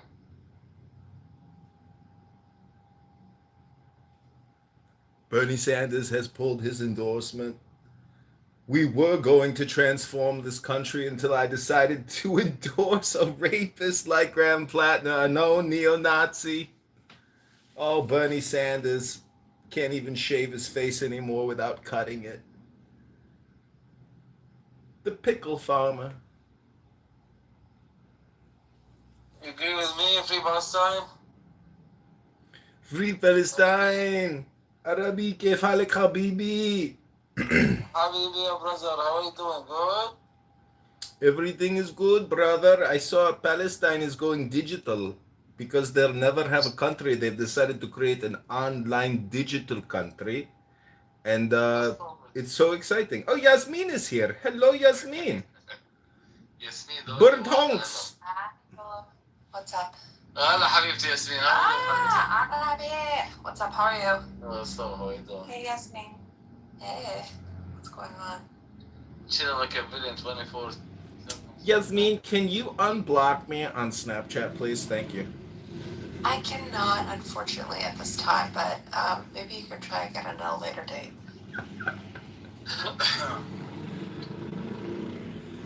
No more Snapchat for you, my friend. Yeah, I gotta start limiting Clubhouse people, because every time I open an app on my phone, it's like I see the same people over and over again. Say I do the same for yourself. Over and over and over again. These people. These people. That's right.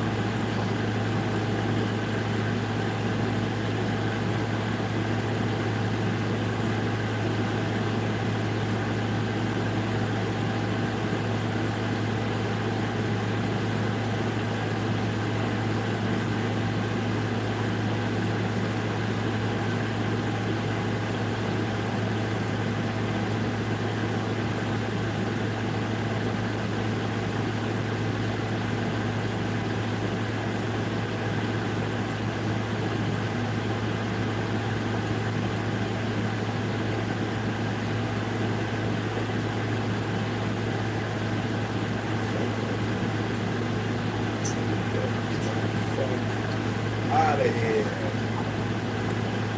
Kill Katie.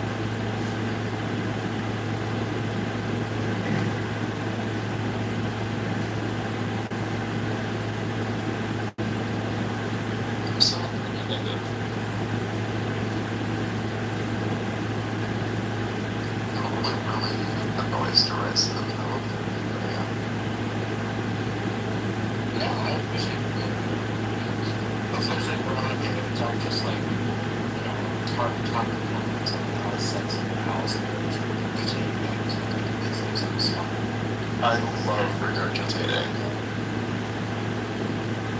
And I also love thinking that I sound smart. Pause.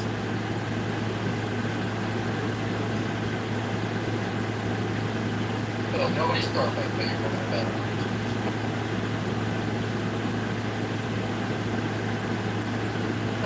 Up to date on this Plattner business, besides hearing that he raped a woman now and he had a Nazi tattoo. What is it? It's a Clubhouse. It's like some random headline appears out of nowhere, and it's supposed to be an expert about it. isn't it in like a pretty solidly liberally moderate area? Is it Maine?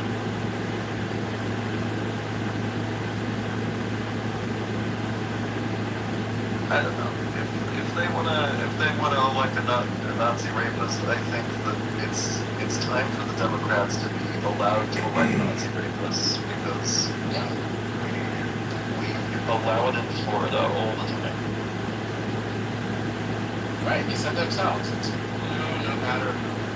Right. Not definitely. The fuck out of here. Okay, Sophie, from the front. Such fucking faggot liar. I just appreciate that being a Nazi is no longer a bipartisan issue. You know, everybody knows this is America. Nobody has a monopoly on being a rapist. Nobody has a monopoly on being a Nazi. We can all be Nazis and rapists. That's the beautiful thing about this country. Exactly. Skinhead. You know, I don't like the way that my head looks shaved, but if other people want to do that, more power to them.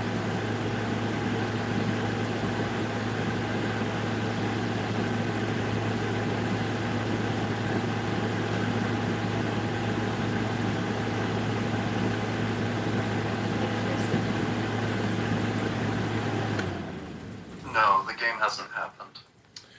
I just gotta say that Clubhouse proves that people are gluttons for wasting time and repeating themselves as if they don't even know that they have said the same fucking thing 1,000 fucking times.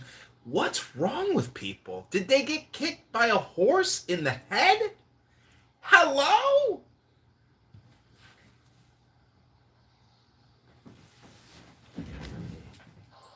I multitask, but I see what you're saying. There's a lot of repetition. Not in here. There's a lot of repetition. Well, the God debate rooms are so repetitious and crazy that clearly the people who repeat themselves in those rooms never got the message about the good news. And so the problem really is books. I try to read a book every morning, and even if I don't have the comprehension or gain the knowledge, just reading out loud is like going to the gym. You're running a script through your brain, but when you come on Clown House and you just repeat the same old stupid opinions over and over and over and over, there's something wrong with you. You got nothing to do. You read it out loud when you're by yourself?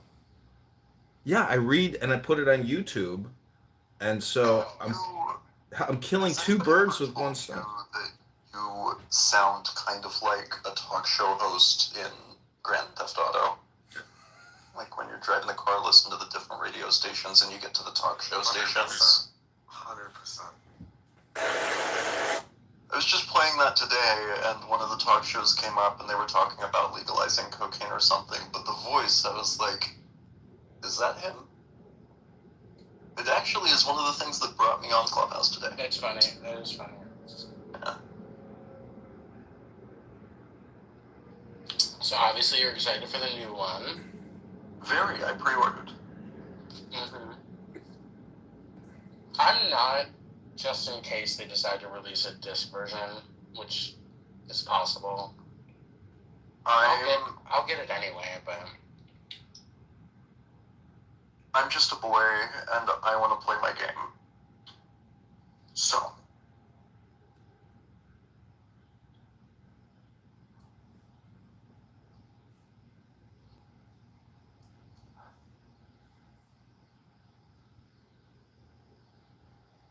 Hello, Beth. Hello, Rico.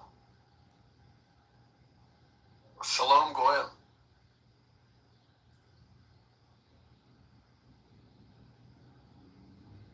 I'm like grayish.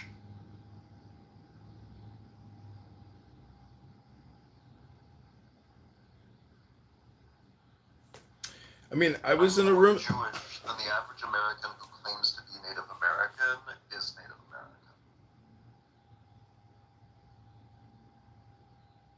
Well, you know, there's a lot of Jews that don't read books, but yet they claim they're Jews. There's a lot of Jews that say they're atheists, but they're still Jews and they don't believe in God. It's like, oh, really? Well, you've negated your Judaism by saying there is no God. Your whole existence is dependent upon this one God concept.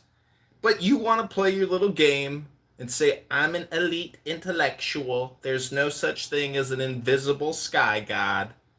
But there's also these things called books that you don't read and you don't understand the analogies, the metaphors. And it's not all literal. It's psychological. I do read books. I like to read books, but I also enjoy being the genre of atheist who's not a Reddit atheist.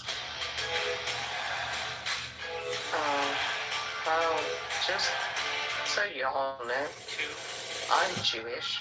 People from Clubhouse University told me that I'm white and I'm Jewish. So I'm just rolling with it. I told them at the Methodist Church, I don't think I can come here anymore because apparently I'm a Jew. You know, I don't know if they make Jews with your accent, Beth. Maybe they do. Yeah, I'm a might be, who knows? I don't know. Somebody told me that on here, that I was Jewish, and I was... Ready for what? 3,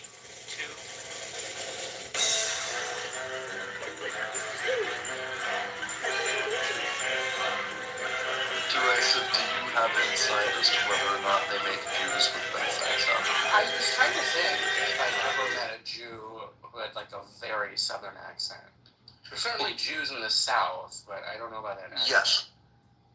Well, I know of a few who have southern accents, but most of them have Texan accents. I'm gonna wear it. Like there was a gubernatorial candidate I'm when gonna I was be on television.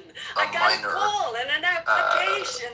I think he ran on the Libertarian Party, and I'm gonna be a contestant. his surname was Friedman. I think he went by yet, but you'll see was how what he proud went you by. are when you see your mother in And the he was an dress, old television, Jewish golden shoes. What is the big deal outlaw about being on rock, television? outlaw Those girls you're taking country to kill you before you ever get on, for Christ's artist, sake. and he ran on the Libertarian ticket, if I recall correctly. Did you see who had the best seat? I'm somebody now. Not to mention that my last name, which my name is my real name. I mean, this is my married name. But it's very German. So, But there are a lot of Jewish surnames that are very German. I am very white, and I guess I'm Jewish because my best friend's Jewish. So, I guess so. I just roll with. Beth, have you ever had Manischewitz?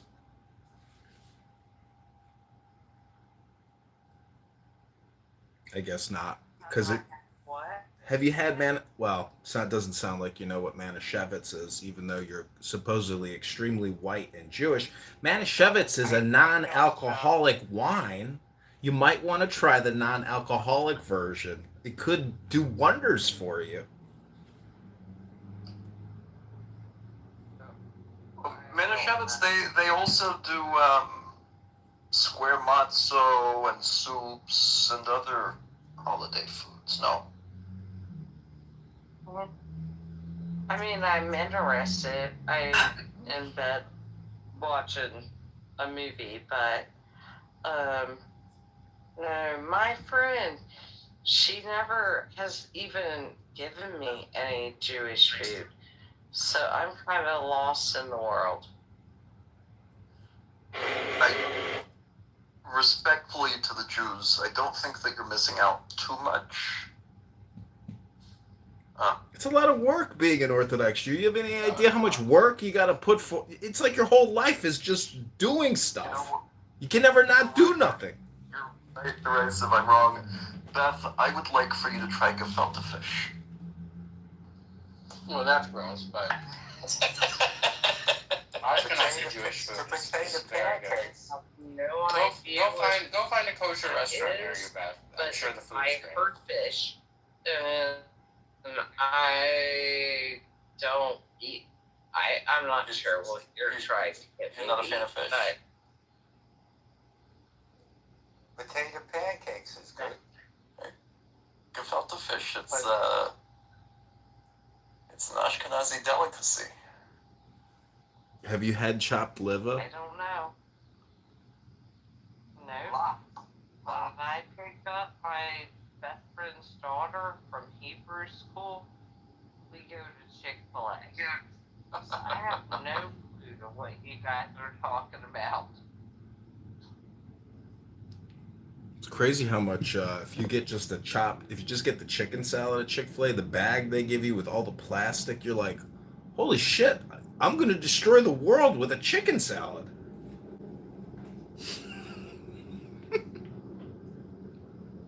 I always get just a spicy chicken sandwich from Chick-fil-A. In fact, I think I'm going to do that this evening. Thank you for the idea, Beth. No, this little shit, she leaves there from Rabbi. Well, I think Jeff pulled her up one time. He's not actually a rabbi yet. He's a rabbi in training. But she'll leave and be like, Auntie Beth is taking me to Chick-fil-A. And we're going to get bacon on the chicken. And I'm like, you little fucktard. Now, get on the golf cart. Be quiet. Yeah. She's not a very good Jew. I have to say it. But Beth, you're Jewish, and you're extremely white. It's up to you to save the Jewish race, Beth. No, my best friend's little kid. She is dual citizenship. She has citizenship in Israel and America. Out of all how many kids are there? Yeah, she's the youngest of 4. But she's a brat, man. She battles up against Hebrew school. She doesn't like going there. She's like, only when they have like that little, during the summer, they'll do like the swimming stuff, and that's the only time she likes to go there.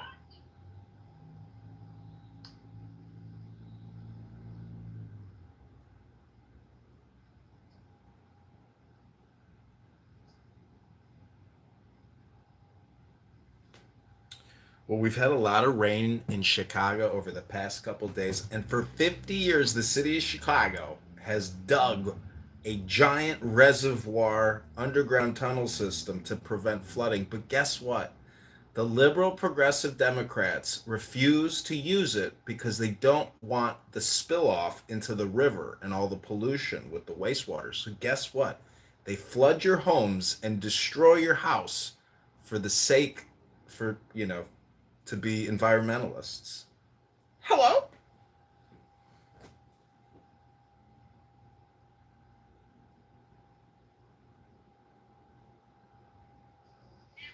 Belgium's winning 3-1 now.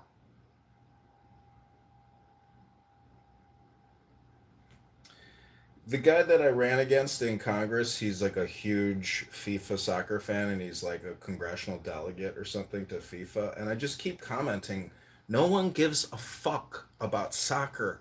We care about our property taxes and our income taxes. Do you ever talk about those things? Or is everything just feel-good propaganda? Hello?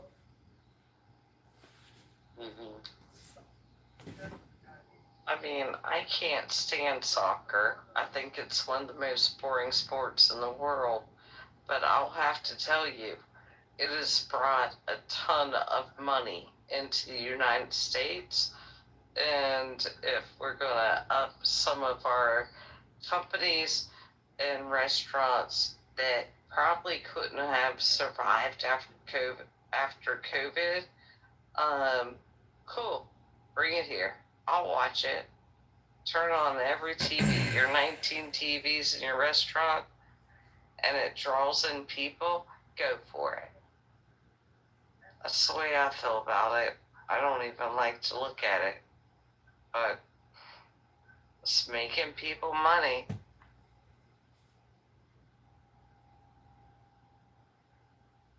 But at what expense, Beth? What's the return on investment? Because guess what? Congress appropriated $625 million to throw a fucking soccer match? The country's $200 trillion in debt? What's another billion for fucking soccer? Hello?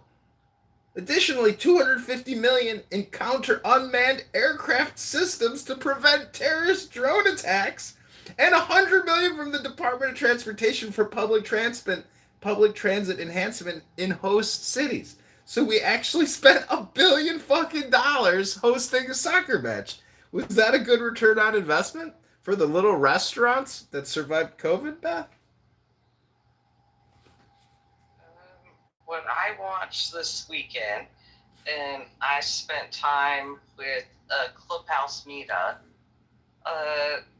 These people came into the United States to watch their countries play soccer, and then they also spent more money to let their little guys go play baseball up against Americans. And I'm watching money move quicker than anybody can see.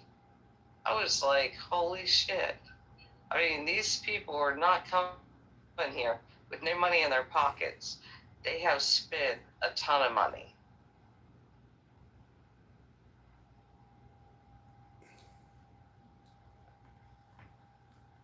Well, I'm 43 years old. I don't know how old you are, but I have to say we are watching civilizational collapse in America. The country's completely broke. Every state and every city is completely broke, but here we are spending $1 billion on soccer as if we're never going to stop spending and we're never going to pay down the debt. Say goodbye to America. That's so negative. It's accurate. The question being, It's accurate. were you able to afford to put some food in your belly today? That's the question. That's a question. Has nothing to do with our national debt. Has nothing to do with our trillion, 1.2 or 100 billion a month in interest expense that we pay, and now foreign interest expense recipients are at an all-time high. The country's being sucked dry by international parasites. We can't get our spending in order because as soon as the Democrats come back to power, they'll just blow the deficit up even more. We need real change in this country. We can't keep living like this. It's madness. Getting sucked dry? I don't know. You tell me. How do you feel when the spirit gets sucked right out of you? Do you feel good? Generally speaking,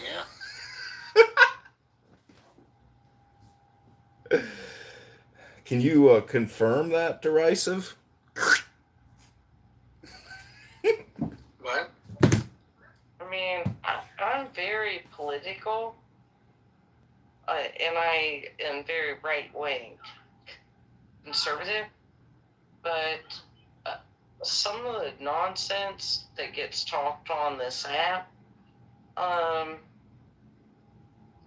does that actually affect your livelihood? I want to know. I want to hear the truth. Because, honestly, if you're able to get up, drive your car on a paved road, and pay your taxes, have a home, how is all this nonsense affecting you? Let the people that are way above all of our pay grades deal with it.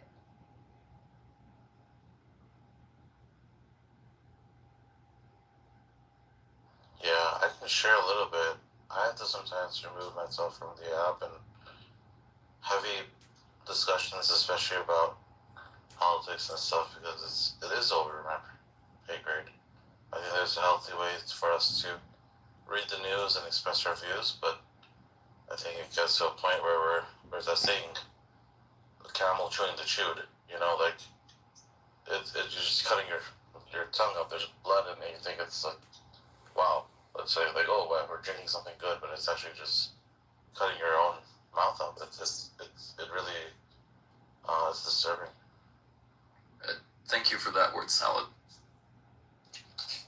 I get it though. I've deactivated twice in the last 3 days. I come right back though. But yeah, I get it. Did I pronounce your name correctly? Yeah, you did. I feel bad for Beth. She's really nice, very sweet. Did she leave? Why did she leave?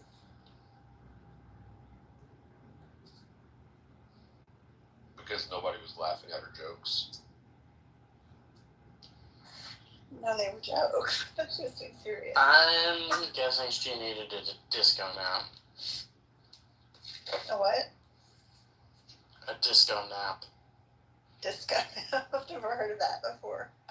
You haven't? It's like when you were like partying in the morning and then you take a nap in the middle of the day so that you can party.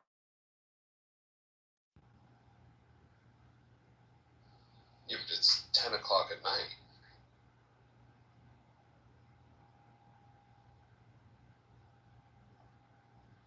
Are y'all nappers? Because I'm not at all. I can't take naps. I can nap today. I can nap once in a while. I wish I could. I really wish I could, because my mom could do it like clockwork every day, and she'd be good to go for the whole evening afterward.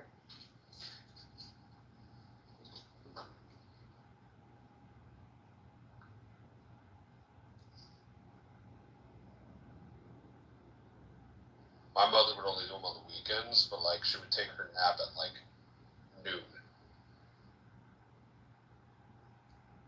For how long? Like an hour? Sometimes 2 or 3 hours. Oh my gosh.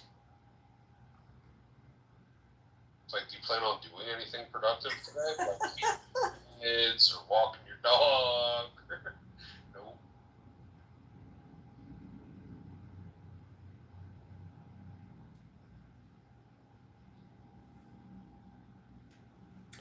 I got a question for you, Florida man. If you were the president of the United States of America, what would your top 3 priorities be for we the people?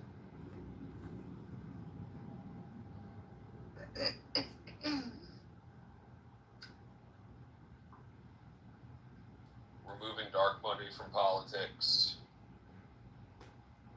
changing voting laws, and universalizing laws of taking somebody's life and justifications for doing so into the U.S. Penal Code.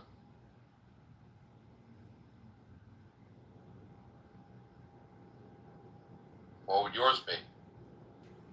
Wait, I'm sorry. Did you say Did you say 3 priorities or just 1 priority?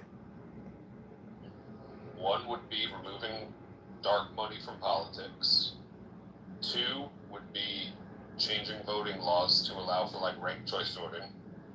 And 3 would be federalizing, universalizing whatever the laws are regarding taking somebody's life and the legal defenses for doing so.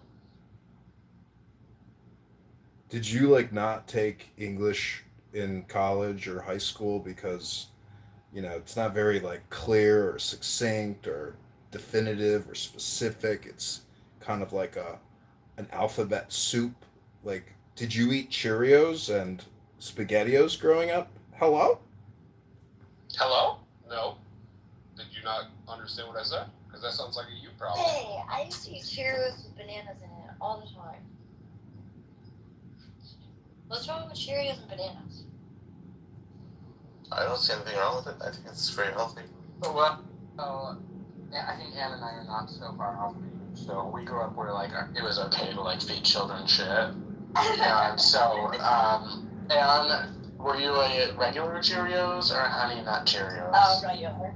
Okay, I would change it up. Oh. Yeah. Okay.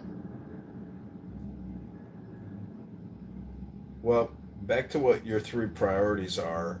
One is get certain types of money out of our elections, money that you don't like. And two, it was, uh, I don't even know. And the third one was something about universal, like abortion or something. Like, that's what I'm saying. Like, Florida, it was not succinct. It wasn't No, definitively you clear. weren't listening. You were expecting like cookie cutter kind of answers, and you didn't get what you were expecting, so you lost interest and stopped listening. Well, what I'm saying is people won't vote for you based on the three stupid priorities that you have because that's really shitty leadership with your stupid choices there. Has it does not serve we the people. Have you heard about cutting taxes, income taxes, cutting property taxes significantly? Those are the things that people live and die by and care about, not your three horrible priorities. You were expecting me to talk about.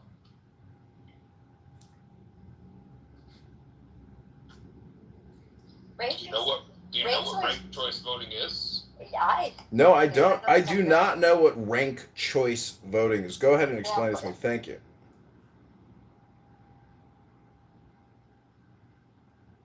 It's not my job to educate you, Ryan. It's my job to answer your questions. He knows what it is. I know he knows what it is. I do not know what ranked choice voting is. I'm going to have to Google it. Did you say he's not retarded? He may not be retarded, but he's not stupid. He may be retarded, but he's not stupid. I often tell people I am retarded. I know you do. I know. We know that you're actually brilliant. Yeah.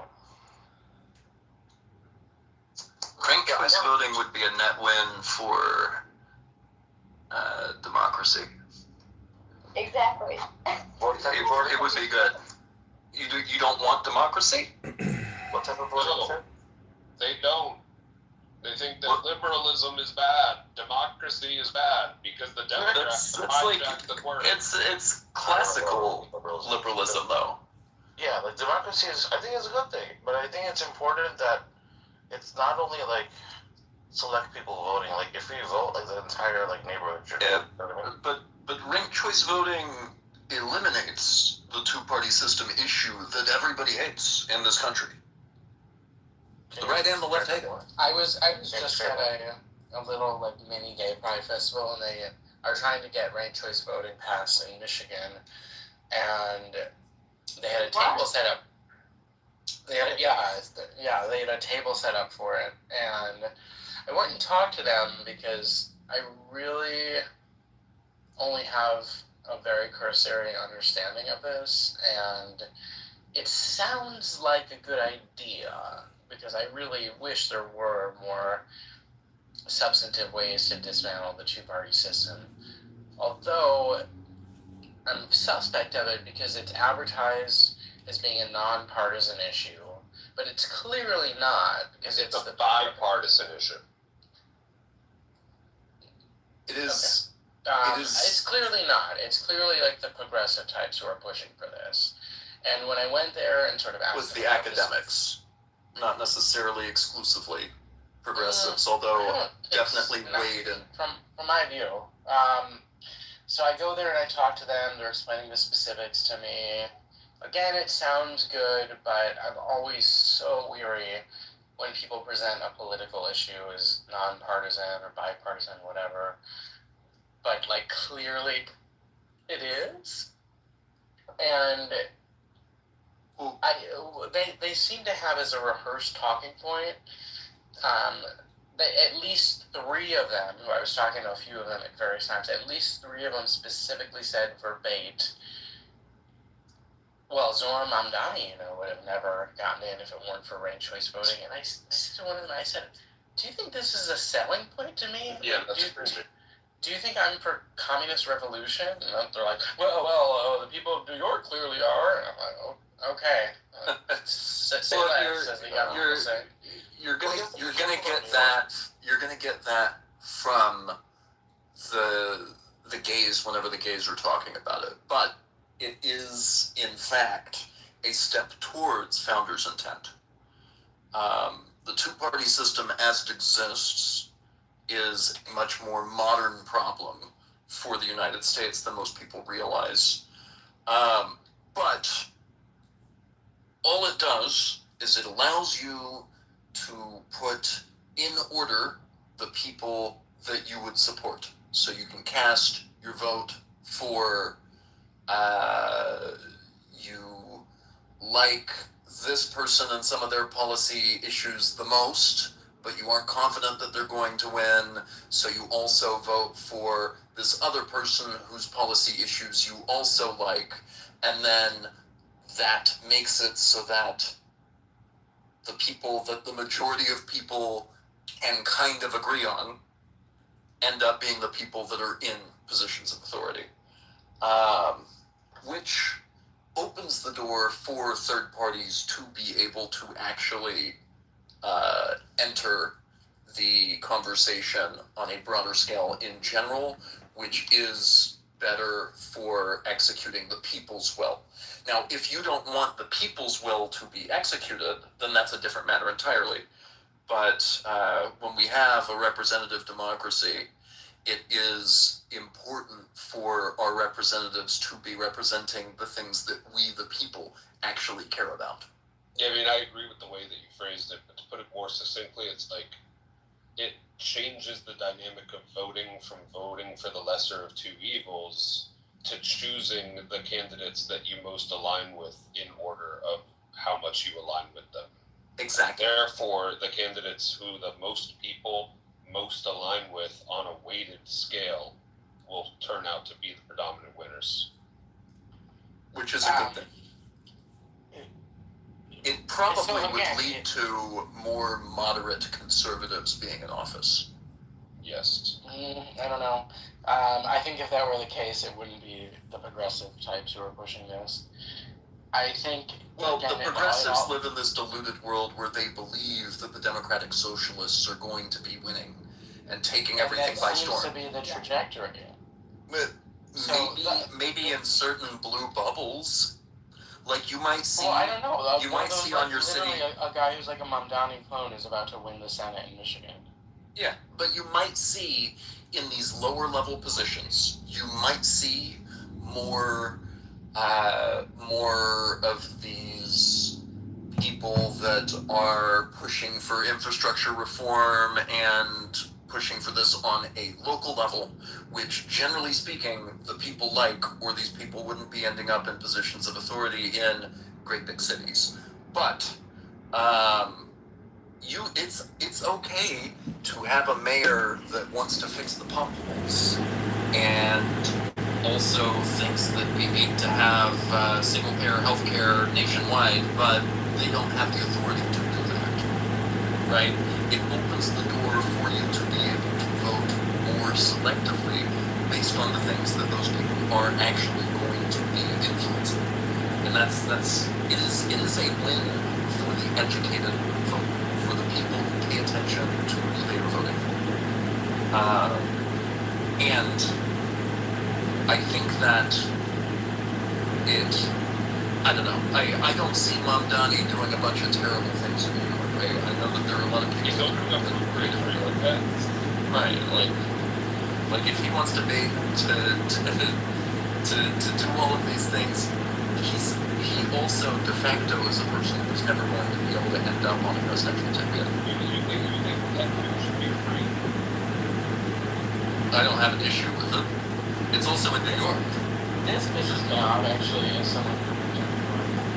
I know, like, this is sort of, like, a lot of fun for, like, Twitter types on the left, because, like, the first thing I saw about it was the absolute worst people you know are about to lose their shit about this. But, like, I'm an animal lover. Like, I think animals should be cared for and kept for. But I also think if you don't have the financial means to support an animal, you shouldn't own one. Like, if you are a responsible pet owner, you have the money to pay a professional trainer if it needs it. Some animals are like very difficult to train. You have the money laying around so that if it needs expensive surgery, you can pay for it. And this would frequently happen in New York City. People would like, because they can't afford their own places because the housing is so ridiculously expensive, they'd be in like roommate situations or things like that. And then they would move to a new apartment. Everyone also moves all the time. And it would be a no pets apartment, so people would have to put on, Craigslist or Facebook, whatever. And I need someone to recall my pet. And it's like, if you're not even secure enough in your own life, and that means financially indeed, that you don't have stable housing that you can count on, like, you should not own a pet in New York City. Yeah, fun. But it's also in New York City and not affecting the majority of people else in New York City. And I don't care what mayors of other cities do. I care what the mayors of the cities Yeah, but that I you live hear what I just said? One of these times is going to win the US Senate. Sure. But what's the Senate actually controlling that is going to be a drawback? What's that person's policy platform? Because their stated ideology is typically speaking not aligned with what is going to actually get enacted, A. And B, if the majority of people in the state want that person and their policy platform, I don't think it's a bad thing. But I also think that clearly if this person's about to win in Michigan for Senate, or for, is it state Senate or Senate? U.S. Senate. U.S. Senate, right. If that person is going to win there, that already means that they're winning without ranked choice voting. So what does ranked choice voting have to do with that person and this election? And what does one crazy person that advocates for trees for pets in the U.S. Senate, what does that mean for the likelihood of the Senate passing a law and addressing and signing the law that trees being formed for pets throughout America? Like, what are the odds of that happening based on one crazy radical at the office? And if it's the case that like 70 of them get voted to office, eventually politics will be more direct than self-regulating, and people will then vote those people out if they're not happy with people getting free pet food. Generally speaking, that's the way it works.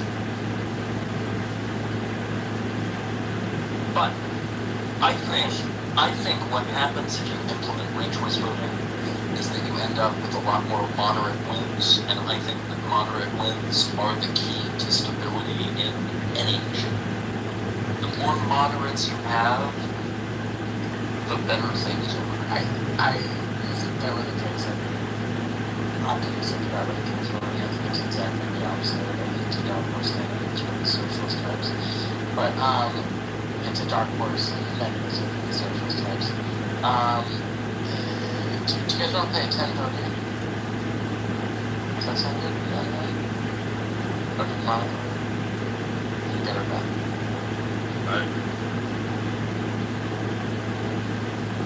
Like, the de facto president in the majority of America's mind is a moderate Republican. Which is why, whenever people get pissed off, you see a Democrat win, and maybe that Democrat's really popular like Obama was, and he wins twice. But then as soon as that administration's over, what does America do? They vote a conservative back in. In Joe Blow America's mind, your average everyday person, your de facto president is going to be a conservative. They prefer a moderate. For local politics, they're local politics. For the legislature, I think that the legislative elections are more important. But if they're more important, why not make it so that those representatives are representing the majority of their constituents?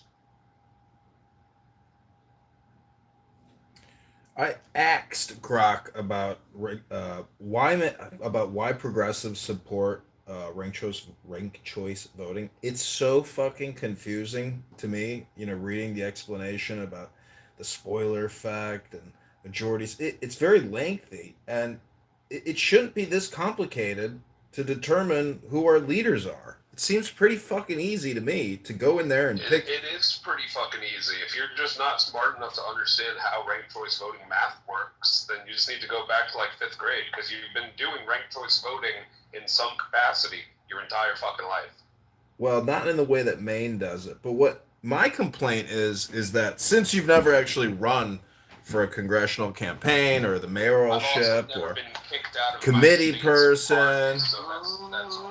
Oh, I've never been kicked out of my state's party either because, anyways, the point is that the petition process and even getting on the ballot is so highly controlled. Most candidates that want to lead and reform or change or help, they simply can't get on the ballot because lawyers and judges pick and choose who the fuck our leaders are.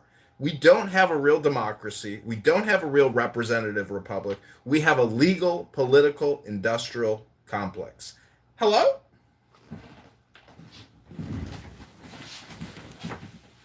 I do agree with that.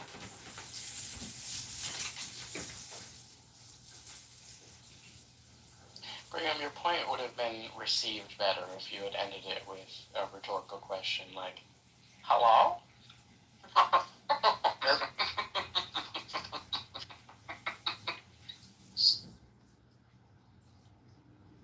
Yeah, that's my issue.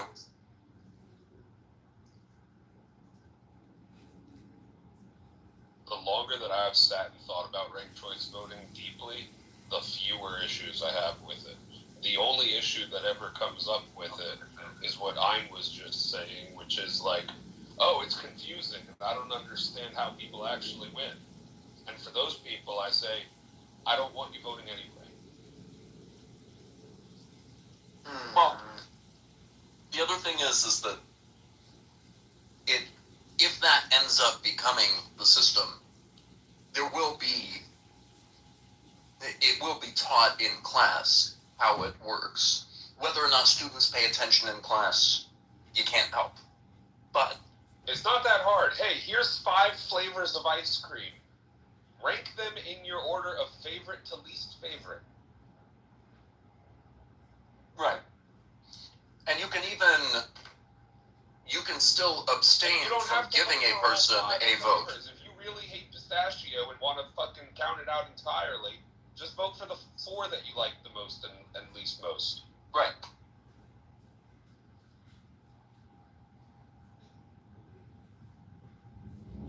Complicated, my ass.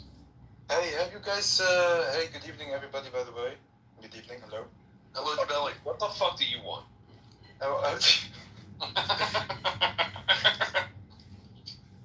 Jabelli speaks and everyone leaves the room, Jesus Christ.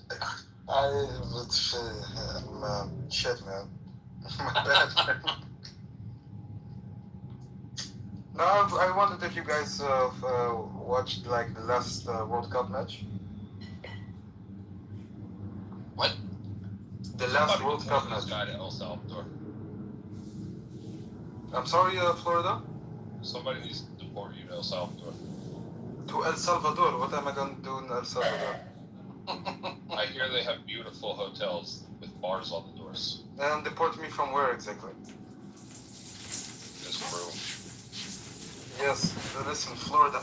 I don't know, maybe... I agree. I would like to also recommend that the moderators reject Jabelli, take this anti-Semitic, low IQ, highly annoying person, and kick him to the goo or to the hallway. Jabelli, I hate you. You are a highly annoying person. And whenever I hear your voice, I go, ugh, God, why do people even communicate with this person? Why does anybody even sit here and listen or even talk with you? It just blows my mind. Hello? It's fun to talk politics with. I really don't understand. Even you're asking us about the World Cup match. Yeah, I want to like come in with like a regular... You know what? I'm the son of a bitch trying to have a normal conversation with you. Go fuck yourself. You're a son of a bitch, that's for sure. Yeah, go fuck yourself, man. Well, I just asked you about like normal topic and then... Florida, I swear to God, this is why we're gonna replace it. Wallahi Ladim.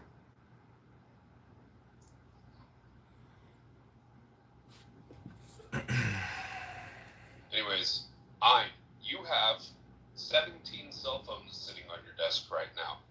They may or may not all be the same and the same color, but assuming that they're not, I want you to rank those 17 cell phones in order of your favorite to least favorite. And you can choose only 6 if you want. Can you handle that? If you can handle that, you can handle ranked choice voting. Well, my concern is Grok's response about ranked choice voting is so lengthy that I just don't understand why it's not a simplistic response. Instead, it's incredibly complex. And my complaint. To make an analogy at a 4th grade level for you, and I promise it'll be as simple as what I just told you. Well, I don't know if you know this about me, but I am retarded. But you're not stupid. Well, I have Down syndrome genetics. And so when I'm presented with your top 3 priorities and they don't even get me excited in the slightest, well, I just gotta say, maybe it's not a me problem. Maybe it's a you problem. Brigham seems to be on board with number 2 at least. What about number 1, Brigham, getting dark money out of politics? Yeah. What about you, Derisive, getting dark money out of politics? What do you mean specifically? It sounds like a nebulous term. Yeah, largely the idea that like people can just donate to some corporation and then the corporation can write a blank check on behalf of those donors in its own fucking LLC name to a political committee like the RNC of America or the DNC of America. You don't know whose money was involved in that $15,000 contribution. Yeah. Generally, if you're asking if I want large-scale campaign finance reform, the answer is yes. Okay, great. What about you?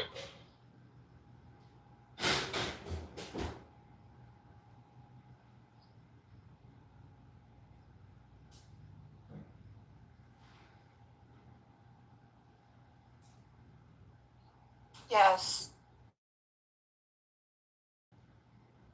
Well, there we go. Seems to be a bipartisan issue.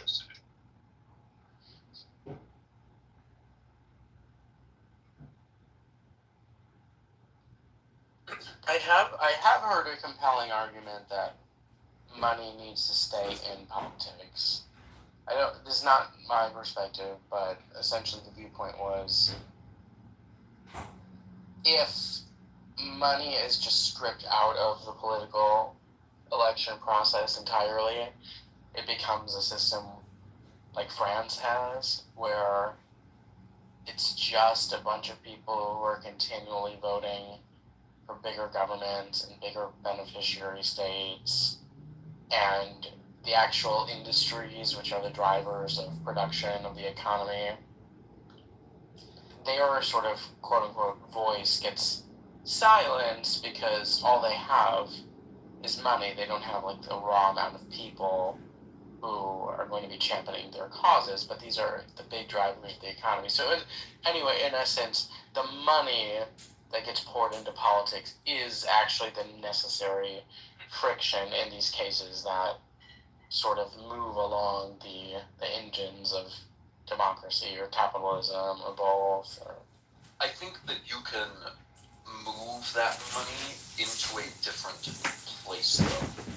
So, if you are a corporation and you have something that you think people really should care about, then you have the opportunity to put that to people's attention.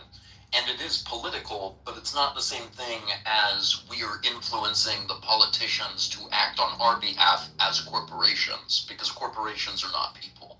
Right, and if Brigham is the CEO of a corporation and wants to host a conference that advocates for his political persuasion, and then we all attend, and he asks us all to contribute $5,000 each on behalf of whatever his cause is, and he's required to keep a ledger, and we are required to send checks to the organization of his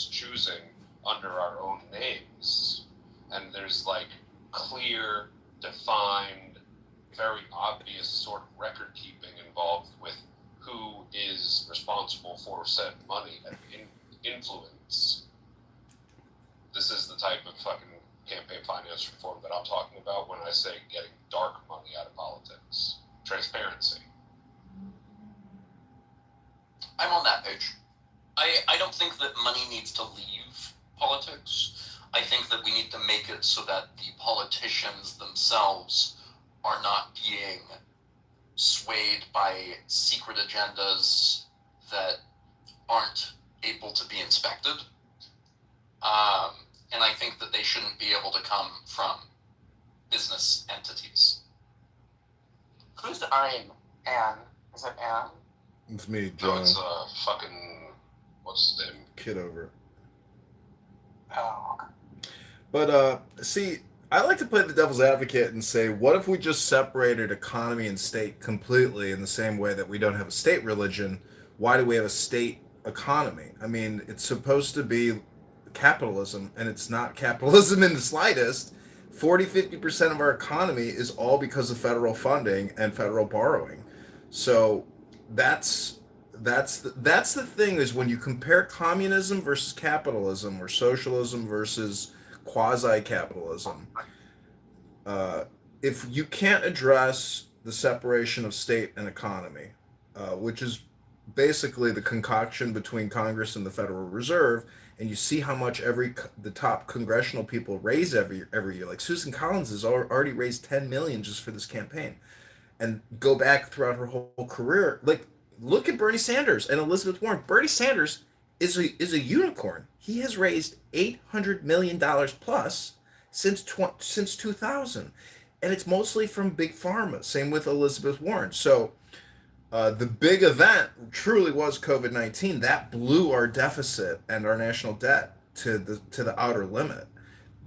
So if we're accumulating $2 trillion a year in deficit and debt, and COVID was way bigger than that, which, that those years is like, our deficit is like 4 trillion, 5 trillion a year. So I'm just saying that we live in this artificial, fake capitalist society that we keep thinking it's so far from capitalism. We are the modern day Soviet Union.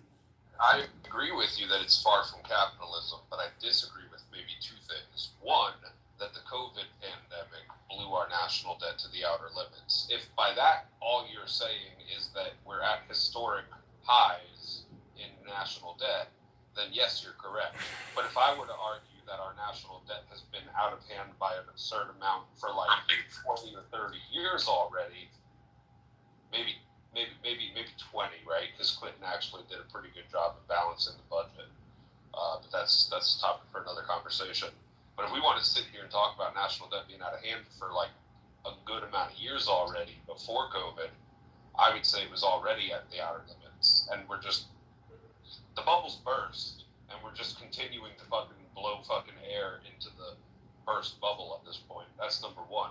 Number two, real, true, unfettered, laissez-faire capitalism has this sort of effect that we're already seeing, but only exponentially worse, where the capitalists who have the most amount of capital will always be able to continue to purchase and buy up and consume more of the capital for themselves. It is truly a rich eat the poor, big eat the small, corporations eat the people sort of system of governance, which at a grand scale, true laissez-faire capitalism does that. Although I also consider myself favorable to capitalism over like socialism or communism, I understand the need for checks and regulations and some sort of a mixed hybrid sort of approach to government. Yes. Well, see, if you were the leader and you had to come up with a solution to liberate your people, because liberation theology is all the rage, right? Well, if every American is $450,000 in debt to their federal and state governments, which is pretty close to being accurate, if a leader emerged and said, hey, I want a debt jubilee, and the world is going to collapse. The economy, the Wall Street, it will all collapse temporarily because we've now basically bankrupted all the banks and all the creditors internationally. But we still have the biggest mafia military on the planet. So we can technically do that. But if you talk to a liberal, socialist, progressive who wants to go communist, they can only achieve their lofty goals by utilizing Congress and the Federal Reserve to expand the currency and debt even further. My proposal would liberate, but also more accurately create a real sustainable economy and create more abundance for everyone because it's not artificial in the way that they want to do it. My magic secret is we actually declare bankruptcy and become insolvent.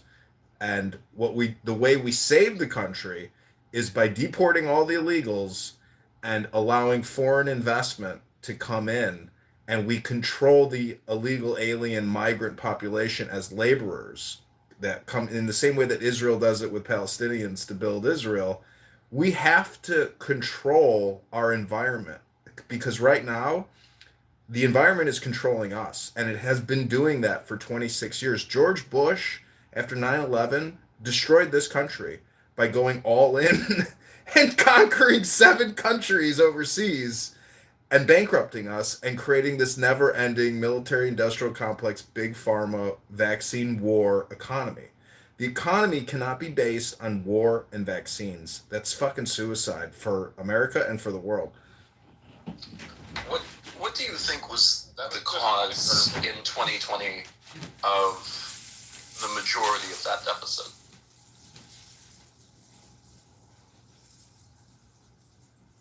Do you think it was the vaccines?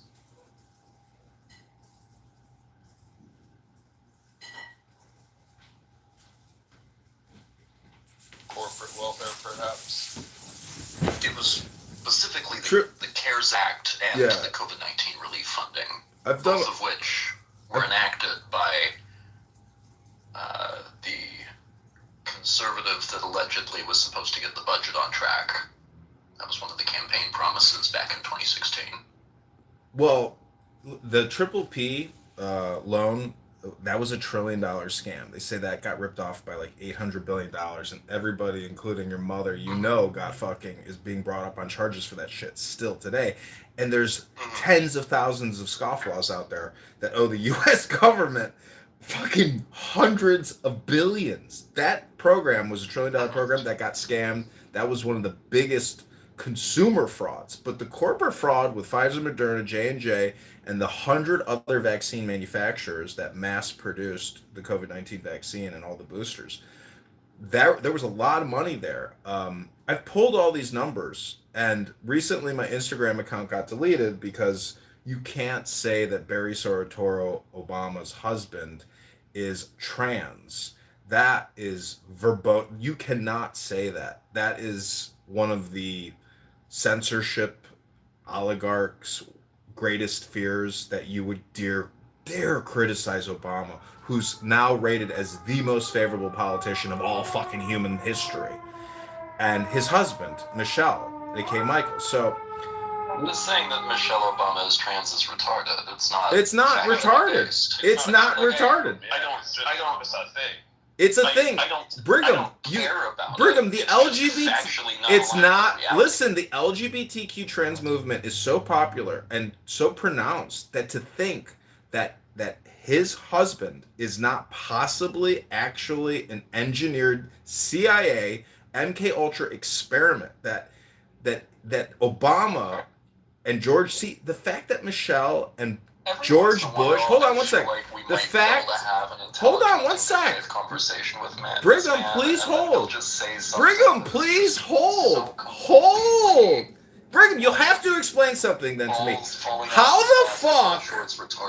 the fuck does George Bush and Michelle Obama sit there and giggle over Altoids when they are war and vaccine criminals to the highest degree possible? And you mean to tell me that George Bush Sr. didn't install Barack Hussein Obama because he was his pet project, their CIA socially acceptable white Protestant racist guilt ploy for hope and change? Brigham, the guy was installed. He's not an authentic grassroots president. He is a CIA installed asset. And he became CIA right out of college. You can go to his Wikipedia. He worked for Business International Corporation, which was a CIA front group and think tank.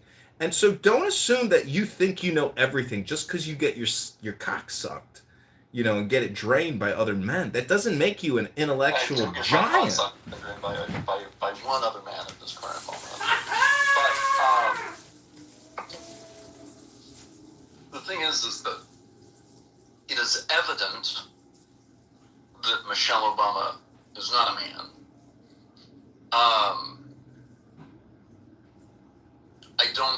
I don't even have an argument for it because it is such a ludicrous allegation. It's just stupid.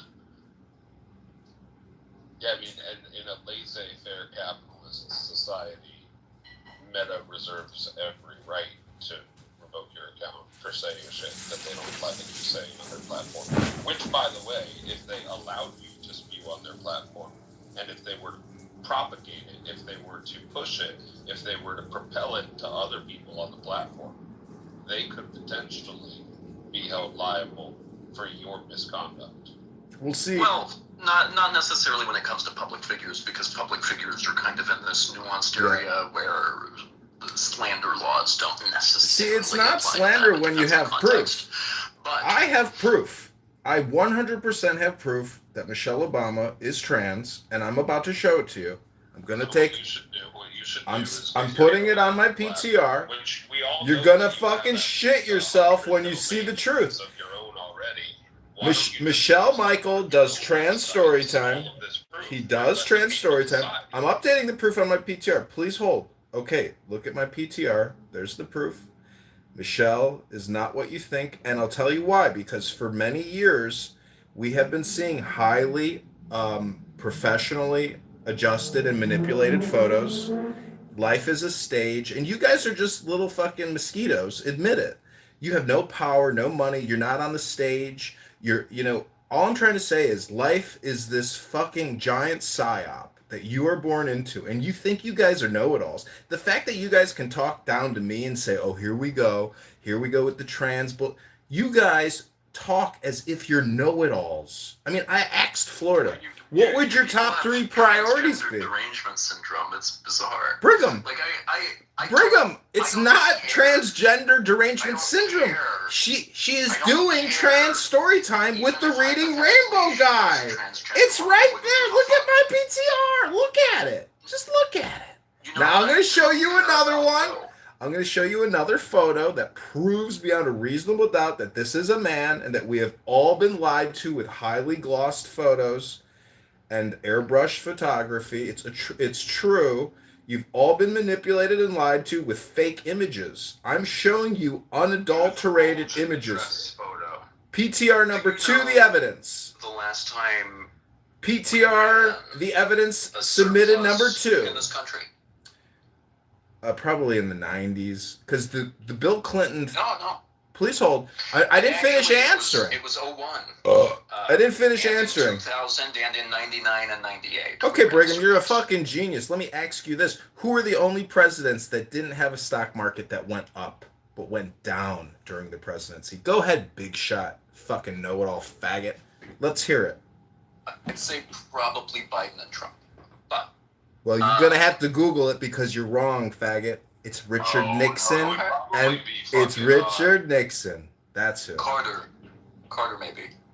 No, dude. I just told you who. Richard Nixon. And guess what he did? He took us off the fucking gold standard, and there was no growth.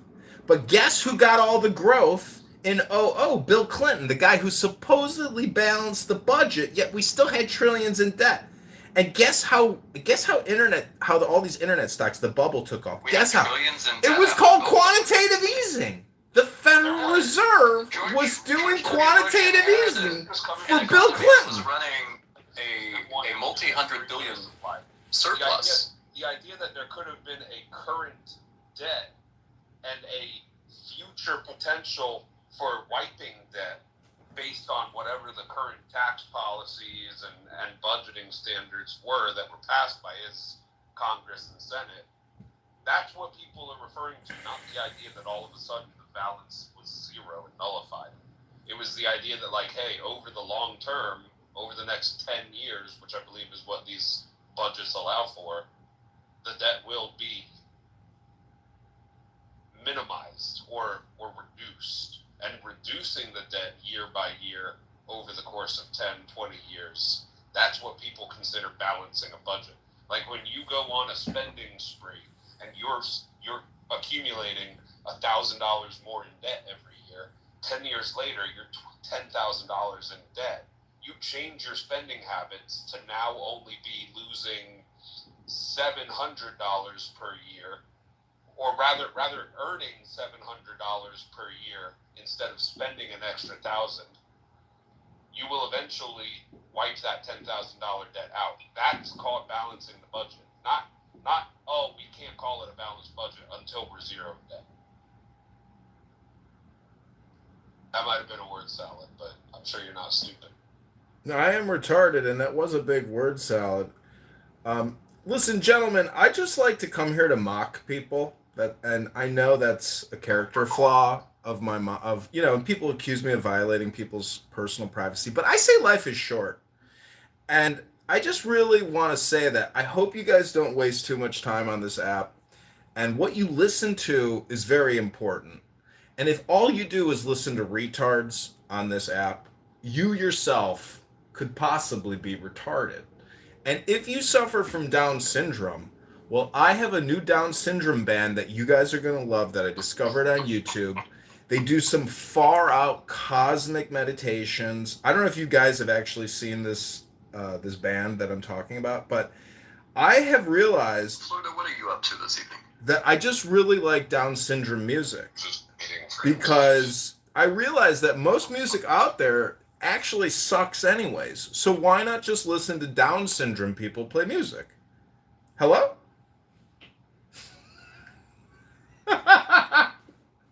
I got kicked!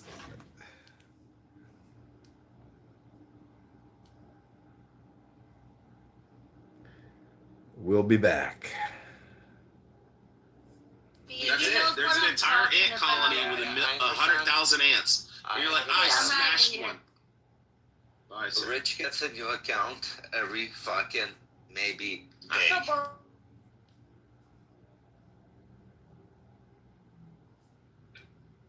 Had nothing to do with the complexities of the nuances. He understood the entire conversation. If you struggle to, Steve, I suggest that you fucking look up the whole spectrum thing again. You know what I'm talking about.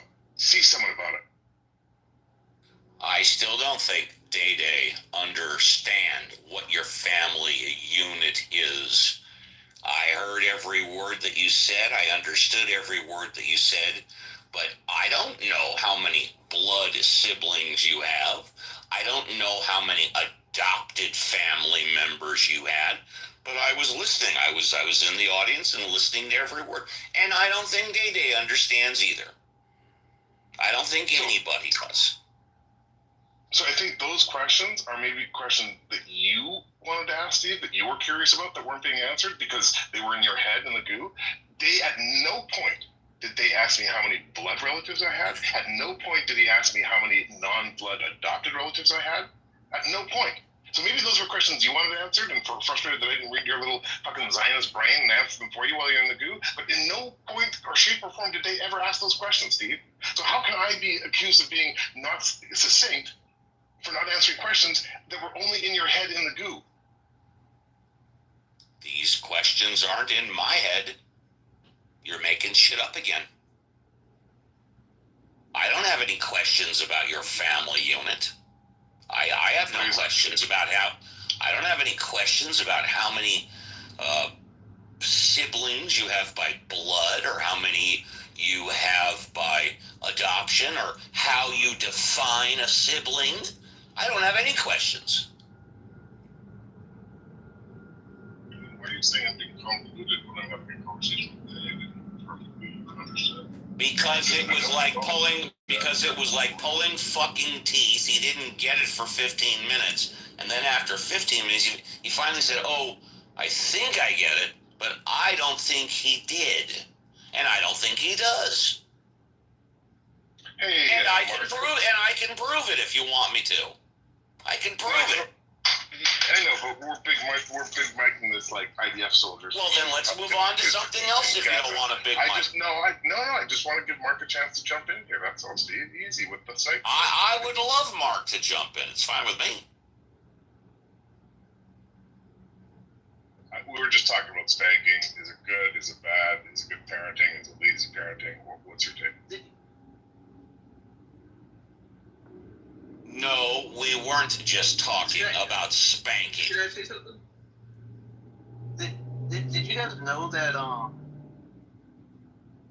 pretty much all the other animals in the world, no matter what size they are, they get cancer about the same rate as humans? We discussed spanking for about 2 minutes. There was a lot of other shit that we were talking about before and after. But we did talk about spanking for about 2 minutes. Yeah, I know that's Cypher's favorite subject. Yeah, Cypher's talked about it for years, and he's always been against it. Admittedly, one of the things he's been consistent about. So recently, in a lab, recently this year, very recently, like literally like last month, in a lab, tested, experimented. We created a multiverse. What? Come on, Dede. What did you say? And how is it theory? Like, for real? These lasers and shit like that to like magnets to like hold this like particle quantum level. Like I forgot exactly how it all went down, but they did an experiment basically where they were able to keep things so small, just like 10 to the minus like 43, I think, is where like the measurement and also where time actually like stops and it gets to a level where it's too low, and that's like the quantum level or whatever. And they were able to trap in and test it with just entropy, and they just measured the entropy. They didn't worry about time. They're like, we're gonna test out basically if time is something that's like, just a fundamental retards. product effect of what happens when you have like space and time. So like, and so they measured it just with entropy. You found the biggest retards like on those huge time wasters. And then it basically, if you watch the graph, it proved that time is a linear direction. They experimentally proved that like time is like this. It's not even real, but it's like this thing that's like linear, and you can only go forward if you want to track it. You have to go forward. So like that. And things like that. I was looking at the buildings that they built, and apparently you say the actor that like there's the way they did the windows and the keeping your personal information. Yeah. Well, I learned that a long time ago because like in the crypto world, you kind of like have to do that. It's just like the thing you have to do. So because not only for your own safety, like for your own well-being, but also like there's money involved. You know what I mean? Yeah. Joe and all that. So it's just kind of like a natural thing. I'm like, there's really no reason. I'm not here to like meet anybody like in that way. Right. So like, what's the point? Why do you have to see my picture? Like, what the fuck, Well, yeah, and like this was the first thing you knew that from like the crypto and stuff. Yeah. Where I came from this is my first like social audio things, and I never used to be like really big into social media until COVID. I didn't really go on. So I was like, oh, and like thinking that everyone was genuine on here and like just completely naive. But I mean, people do mess with you in real life, which is really unfortunate. Yeah, I don't know. Like, I don't even know how the women on this app do it. I mean, early on, it's fine. Stop that. Stop making some grandiose fucking claim that all time in the universe has to be forced into some fucking talking apes fucking limited fucking ability to experience time in any other way than linear. I hate you so much. Wait, Jeremy, why are you spitting so much heat from Toronto? The cell cloaker thing, I'm not sure that it works. Are you sure it works? I'm asking from Say Tel that again. Aviv. Say that again. I'm in Tel Aviv. You know, we're watching you. You know we watch you, right, Jeremy? Well, and your cell poker thing. It would be interesting if it worked, but I'm not sure that it works. If I can track you down, anybody can.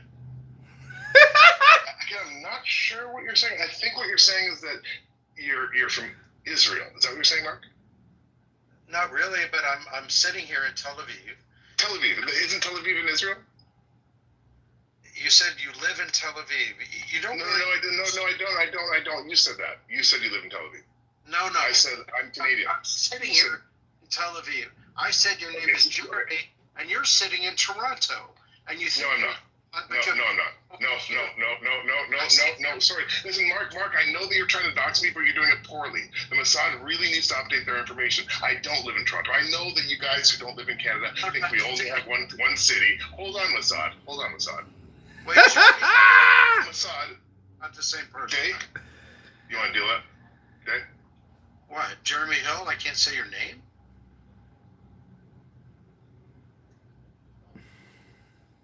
This is Jeremy Hill from Wireless Cloaker in Montreal. And that's the problem with little big Mossad Zionists, right? Is that they show their hands, right? They go out and they say things like, "Oh, dude, I went out and you know, I'm gonna dox you and try to dox," and then they're like, "Dude, you're embarrassing yourself because you don't even have the information right." It's not like I don't share it, dude. Everybody knows the city I live in, and so when you come up and say you live in Toronto, everybody's laughing at you, not because they're anti-Semitic. We all love Palestinians, the real Semites. No, we hate Zionists, or by we I mean the royal we, Mark. I hate Zionists who think that they're empowered by information from Assad that is just so fucking false. And you guys, do you know how many VPN companies you guys own?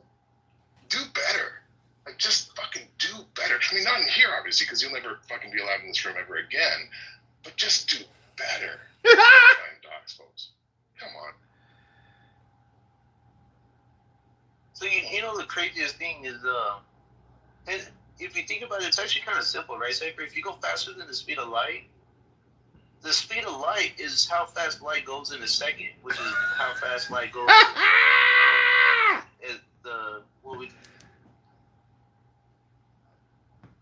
Just by being around them, that like it's insane. Like how much I know about people is just really incredible.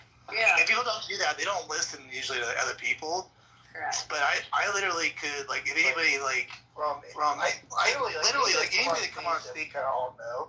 I can probably piece together their life fairly well, actually. Me too. Well, that's an assumption. You know what they say about people that make assumptions, right? Hello? Hello? I just want to say that I hate soccer. I love American football. And the fact that the United States government has spent $1 billion on fucking FIFA, and we're $200 trillion in debt, $40 trillion in funded debt. Fuck this soccer bullshit. But we did spend $1 billion. I looked it up. Congress has spent $1 billion providing security, primarily, for FIFA. To me, is it worth it?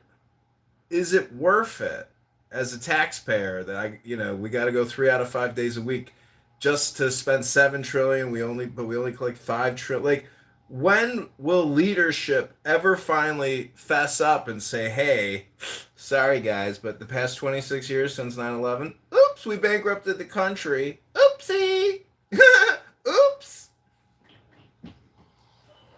As long as we still have printing presses, it won't matter. We'll just print more money. Well, see, there could come a time when a leader which has actual ethics and morals and says, "No, we won't do that. We will have a real economy, or we will have no economy." Because having a fake economy where 40 to 50% of it is all borrowed and we don't manufacture anything, all you got to do is go to Amazon and go to Amazon Essentials, which are like the essential products in your life. And 100% of them are made in China. We make nothing, and real goods and services is the real economy, not inflationary spending for social woke, restorative justice, CRT, BLM, DEI, LGBTQ. And since we closed out the books on LGBTQ last month, thank God it's over, and we had our 250th celebration, I just want to say that I've made an amazing observation, and it's that 99.9% of all people are addicted to wasting time. People love being social. Being social is actually like one of the most fun things you can do, because reading a book does get kind of boring after a while, and being alone gets kind of boring. Like, why do you think squirrels and birds are always playing and chirping? Because it's something to do. Right, Clemens? Yeah, but the stock market's at an all-time high, so life's good. We went through 53,000 today on the Dow. Oh, great. Well, guess what? The deficit and the national debt's higher than it's ever been. Why do you think there's a correlation? If we didn't inflate the fucking currency supply so high, the stock market never would be where it's at. It's called quantitative easing.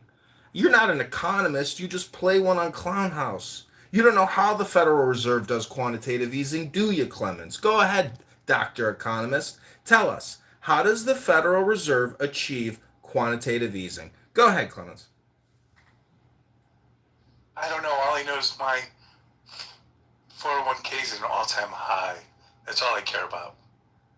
Got it. Well, Mark is here. Mark, I'm sure, has a better grasp of economics than you, and I'm sure his portfolio is about 10 times bigger than yours, Clemens.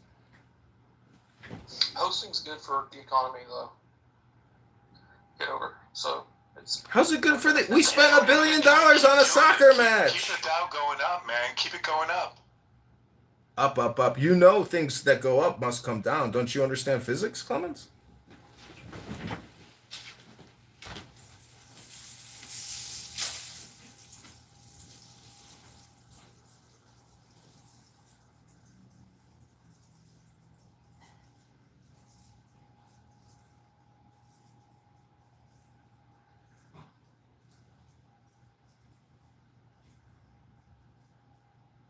Uh-oh.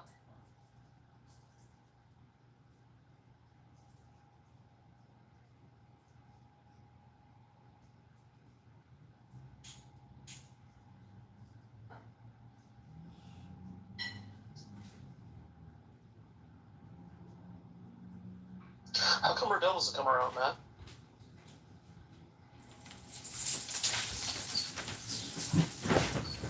You said Rydell? Yeah. Hello? I don't really know, actually. That's a good question. I mean, you were here, obviously, when she was here the other day for, like, I don't know, an hour. Gentlemen, There, like, after. Gentlemen, I hate to interrupt, but I want to point your attention to my PTR, which is a picture of Michael Obama, Barry's husband. And I was kicked off of Instagram. I've written a letter to Todd Blanche as well as to Mark Zuckerberg demanding a full investigation into censorship of conservative Republican voices. And I have absolutely proven beyond a reasonable doubt, and I have the evidence, that Michelle Obama is trans. And the fact that the entire month of June is Trans Pride Month and LGBTQ Month, and there's trans in the LGBTQ, why is it considered to be so immoral, so despicable to make an observation as a scientist that Barry's husband certainly does look like a man in the undoctored, unairbrushed photos? And to say that and to be censored and to say that that is abuse, harassment, or hate speech, I'm not so sure about that anymore, because when I'm about to PTR another photo, this is Michelle Obama doing trans story time with the Reading Rainbow guy at the Chicago Mordor Obama Tower of Doom and Lies and Propaganda. Look at my PTR, and you tell me, is that not trans story time? And when I see Barry and I see his children, something is amiss. Those are not her children. Those are surrogate children. There are no photos of Michael having children. And Michael loves to hang out with George Bush and eat Altoids and create little viral snippets. Do you really believe that Michelle Obama is a male? Do you seriously believe that? I do actually. I'm like 51% because LGBTQ and trans is so pervasive now. that the fact that Barry Soetoro Obama, who in Chicago went to Grant Park and said, we need hope and change, everybody thought he was going to end the war. He didn't. That fucking guy did whatever the CIA told him to do. He was not, he fooled everybody. Why do you think so many strong black Americans say he ain't an N-word and he didn't do shit for the brothers? Because he's not black. He's not an African-American ADOS. His mother was a CIA prostitute that ran honeypots, and you can just Google it and look at the pictures of her in her lingerie. So my opinion is that we do have a CIA reality, like in that movie The Good Shepherd, when Matt Damon is like, you know, the N-words got their music, the Italians, you got your church. What do you got? He's like, you're just renting from us. Who do you think Barry Soetoro Obama really is? The organizer? Go to his Wikipedia, go to Michelle Obama's Wikipedia, look at their first job out of Columbia University, a Business International Corporation, a CIA think tank. It's right there in their Wikipedia. These fake-ass African Americans, one is a trans guy and one is a gay guy, are deceivers to the highest degree possible. They are totally actors. They were put and installed by the military-industrial complex and the pharma-industrial complex, in my opinion, because they are vaccine criminals. They are war criminals. And the fact that Barry Soetoro Obama promoted the vaccines with George Bush and Bill Clinton and Zuckerberg, you tell me, is reality, or is it all theatrical and hypnosis programming? In my opinion, my diagnosis is possible. But even if all that's true, he still promoted a record Dow. That's all that matters, man. All this is noise. Who cares if she's trans or not? It's all about the Dow and making money, brother. Jane, would you like to contribute? No, I'm good. Thank you. I'd like to add. Go ahead. It's likely that Michelle Obama plays soccer, too.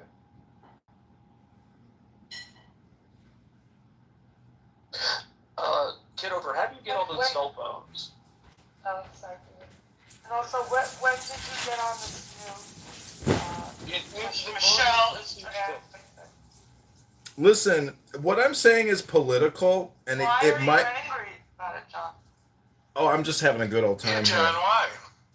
Well, this might just be the way I sound at 43 years old. I'm sorry. If you want, we could do a meditation hypnosis class. I'd be happy to, do a yoga pose. John, I think you need to read a book. I read this morning. I read Marcus Aurelius' Meditation, Stoic Philosophy. Many of you retards have never read a fucking book in the 5 years you've been on this stupid app, listening to Marshall Rankin repeat himself a gazillion times. So I'm just saying that if you don't read a book and all you do is use this stupid app, you are stupid. And that's okay. Lots of retards out there in clown world. I know a beautiful girl who's worth millions of dollars, travels the world. She's an incredibly strong, vivacious woman. And I asked her, when was the last time you read a book? It's been 20 years. 20 years you haven't read a book? Oh, you're retarded, But you don't enjoy hearing from Marshall when he cites old laws and history? Well, he dropped out of college. He's a pseudo-intellectual. He's a pseudo-intellectual and a pseudo-historian. 74th section of the law CD50 says that you can't do that. Part of life is mockery and roasting. And if you've ever watched the roasts, famous roasts on YouTube or whatever, the old ones or the newer ones, that's what this app really is. And politically correct. Everybody on that stage is totally roast worthy. And, the Band Goat show, it really is somewhat entertaining and unique. So that is the American experience. And no one should be penalized for being retarded. But if you break the law or if you're violent, well, then, yeah, we want some penalties for those types of retards. Hello? God bless Pepe.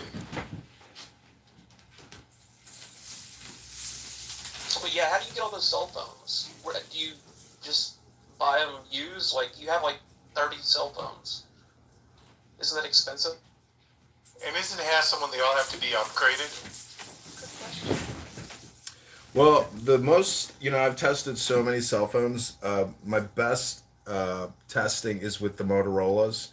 Samsung has become an inferior product to a very high degree. Like, their operating system is slow, but these Motorola's are killing it. So, if you're an investor, in my opinion, if you want to buy a cell phone stock, I mean, Motorola, if it even trades anymore, their products, wherever they're manufacturing them, are tip top. And $50 for, see, this is why the economy's fucked. Like, Apple's raising their prices, but I can buy a $50 Motorola and still achieve the same thing that I want to achieve if I was buying a $1,000 Apple phone.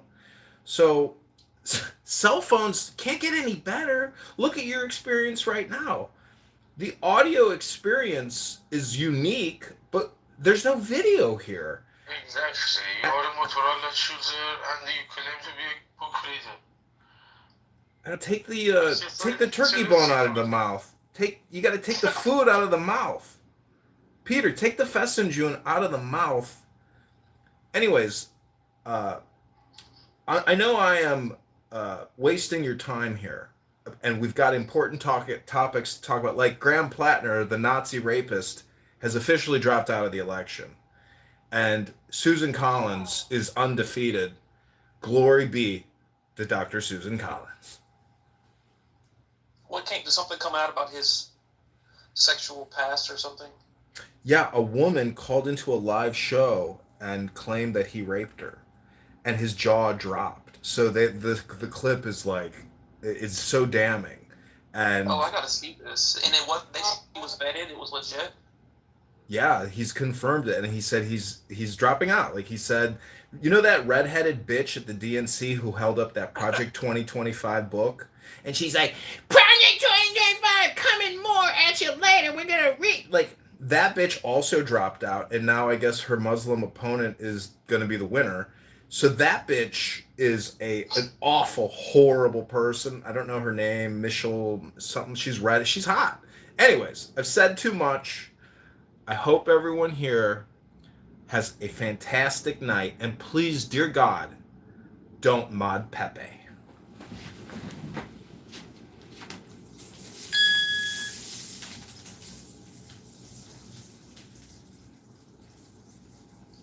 I would bet that Plattner's been bought off. He needs to get out of the race so the party, the main party, can appoint in their selected candidate to run in the Senate race. However, they're going to oust him, and he's probably in on it about this rape accusation. He's probably getting millions of dollars to buy out of it too.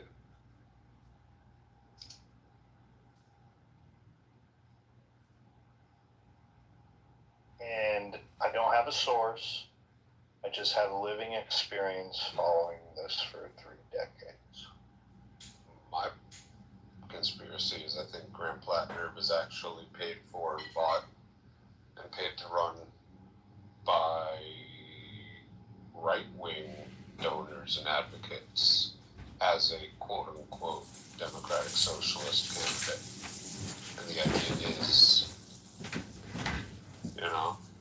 someone whose past sounds like it aligns very closely with quote-unquote neo-Nazi culture in America, all of a sudden having some drastic change of heart. Zionists think that they're change of disposition seems a little suspicious.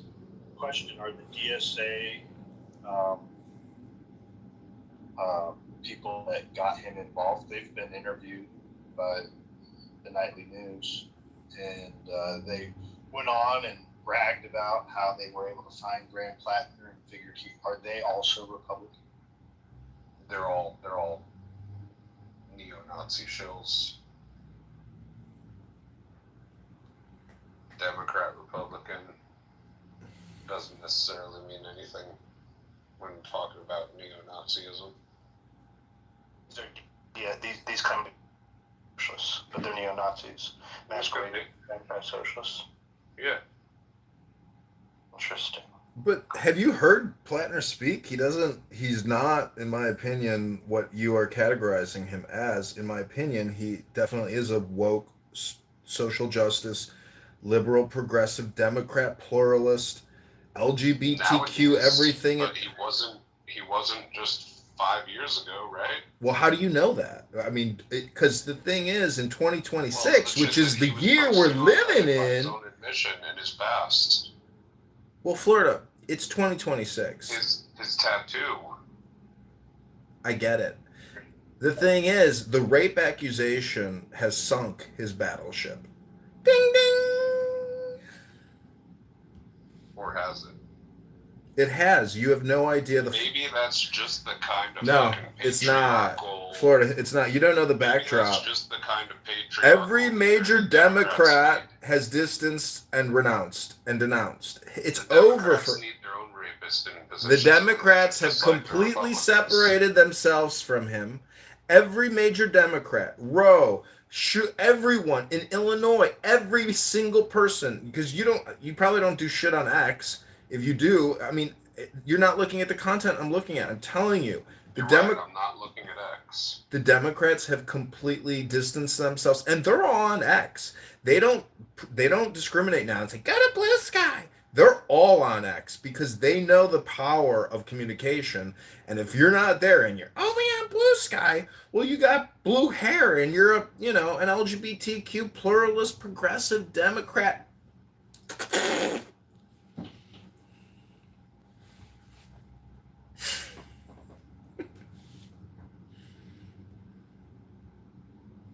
Yeah, I'm not on blue sky either. Well, Florida and I were talking in an earlier room, and I asked him, what are his 3 priorities? And he gave me an epic word salad. And the first one is getting dirty money out of politics. Florida wants to limit dark money, which is dirty money. And number 2, it was Not necessarily. Oh, not necessarily, no. Anyways, the second priority is rank choice voting. And he says, well, we already fucking have ranked choice voting, you fucking retard moron. You don't even fucking know it because you're a fucking idiot, dummy. I said you've been doing ranked choice voting in some capacity. got for it. your Some entire capacity, life. in a If you don't capacity. understand how it would work, then that's on you. Capacity. And my response is that since I am a bona fide politician and I've run in 2 actual political campaigns, I'm about to file for the mayoralship of Chicago, which will be my 3rd political campaign, and I actually have an experience. Fucked up that ballot. Well, I didn't get on the ballot, but the fact of the matter is, Out of the state party, but that's I was never in the state party. What are you talking about? 2 examples of ranked choice voting I gave you of how it works in the real world. I just want to say that my response was that Remember the 2 it's elementary Florida. Bima! Bima, welcome! Do you remember Dr. Bima! Bima, I heard you broke up with your boyfriend. Mazel tov and congratulations. You and Beaver can now finally be a couple! Beaver, I got you, bro. Wingman me, Beaver. Bima's single now, dude. It's your big shot. She finally gave up on the BLM guy who keeps ditching her while he's fake driving trucks and shit. Anyway, I said too much. Hey Joe, what's this story about this black kid that was somewhere down in your neck of the woods at the lake or something that was with his friends and then he came up missing and he's dead in Mississippi? That's the newest black. That's the newest black mind virus going around. Yeah, and the white women that came back, they had black eyes when they returned from offshore. What? Is that who you're talking about? That's the next story on Clubhouse shortly. I'm trying to get caught up. Yeah, what the fuck what are we talking about here? It's like a ghost story where 5 white guys and a black guy went out on a fun party boat, and only the white guys returned. That's the newest black mind virus going around. Let me find a link so I don't get it on top. Speaking of mind viruses here, Bima has a horrific mind virus, and she believes that we live in a structural white racist society, and if you're not combating that every day, you are the problem. And I just want to say that's just a little limited in scope because some of us read an irresistible book known as the Bible. And in the Bible, if you possess the wisdom, you would know just how retarded your perspective is. Cheeseburgers aside. Wallace, I saw you give fire to John Kitover. You've now been shunned. You're in the doghouse, Wallace. I saw that.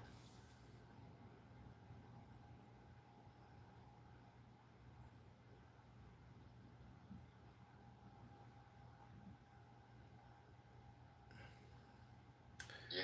So American soccer, we're never going to get any better at it until we're able to pay our soccer players on the same level that UEFA is able to pay their soccer players. Look at what Ben wrote. So now millions of football fans around the world view the U.S. as cheaters who use political corruption to influence FIFA, and we lose anyway. So much winning. When's the next war? I just gotta say, Ben, Americans don't give a fuck about soccer. We spent $1 billion propagandizing it as if it fucking matters to losers like you who watch it and get emotionally involved in a fucking game for children, kicking around a black and white speckled ball. Do you realize how retarded you are, even for listening to me right now? You're wasting all your time, Ben, and if you watch soccer or listen to me, you have attention deficit disorder. Your focus and concentration is completely misdirected all the time. I agree with you, Matt. I agree with everything you're saying right now. I appreciate that, Clemens, and that goes for you as well. And when I hear you in the Gary Bumgarden news room with Marshall Stankin ranking the fake rhino Republican with Monica de la Cruz, the bullshit communist Republican Hidalgo, stupid communist. Oh, he's a Republican saint. The guy can't even identify a border on a map. Listen. Right, though. The truth hurts. Yeah, it stings. The truth. See, that's why I say you have to appreciate me as a professional roaster.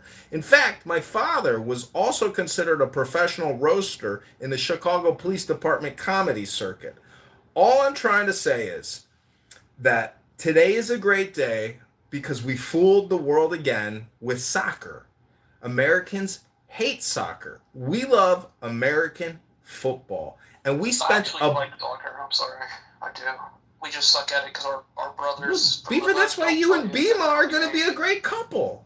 The point is, we spent $1 billion propagandizing soccer to emotionally manipulate people for the sake of mind control. Because we are $240 trillion in debt, and we just spent $1 billion spamming soccer. I am complete. Soccer is only played. It's only popular because it's a poor people's sport. You know that, right? Yes. But we will never be able to compete at it if our certain demographic of athletes plays it at a young age. You have to develop that first touch when you're like, a young kid.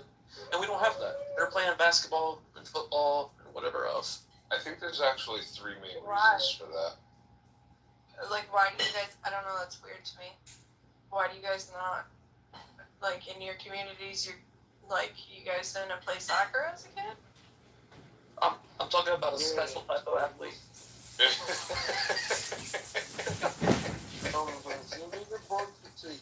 Confused. I'm like, what the fuck? I don't know. It's weird. I think there's 3 main reasons for it, though, to be honest, Beaver. One is that the culture already doesn't really accept soccer. So, the odds of getting people into it is difficult. That's one. 2, the money in soccer isn't anywhere near what the money in basketball or football is. That's number 2. Number 3, even if the culture and the money permitted it, the harsh reality that's much more difficult to change and I think much more interesting to talk about is the fact that the current socioeconomic and landscape, physical landscape of America's urban communities doesn't have many fields for people to be able to like start playing soccer in a organized fashion, and in the concrete jungle, so to speak, basketball courts, because concrete is already laid all over the place. It's just much more common. So you'd have to like clear the basketball courts and start putting up grass or turf fields for soccer, and that's just kind of like more of a burden. So I think those three things really drastically impact the amount that, say, some of our more athletic Americans face when it comes to picking up the game of soccer. Yep, you are spot on. Oh, I just want to quickly bring up a new topic, which was some witnesses before Congress about MK Ultra and the CIA's human experiments in the 50s and 60s, etc., for vulnerable populations, which they have confirmed is medical torture. That it was the largest and most psychotic medical torture program ever conducted by the CIA, with a group of researchers. You can look it up today. I'll put a link in the chat. Anyways, if you're unaware of what the U.S. government has done, and think about all the money that was spent conducting all of this research and the extent of it by having brothels with hidden cameras and basically the weirdest thing that came out today in the congressional testimony is that Michelle Obama is trans, and an extenuated program project of the MK Ultra program to create a Manchurian candidate. This is actually on the military website, and you guys removed it from the stage for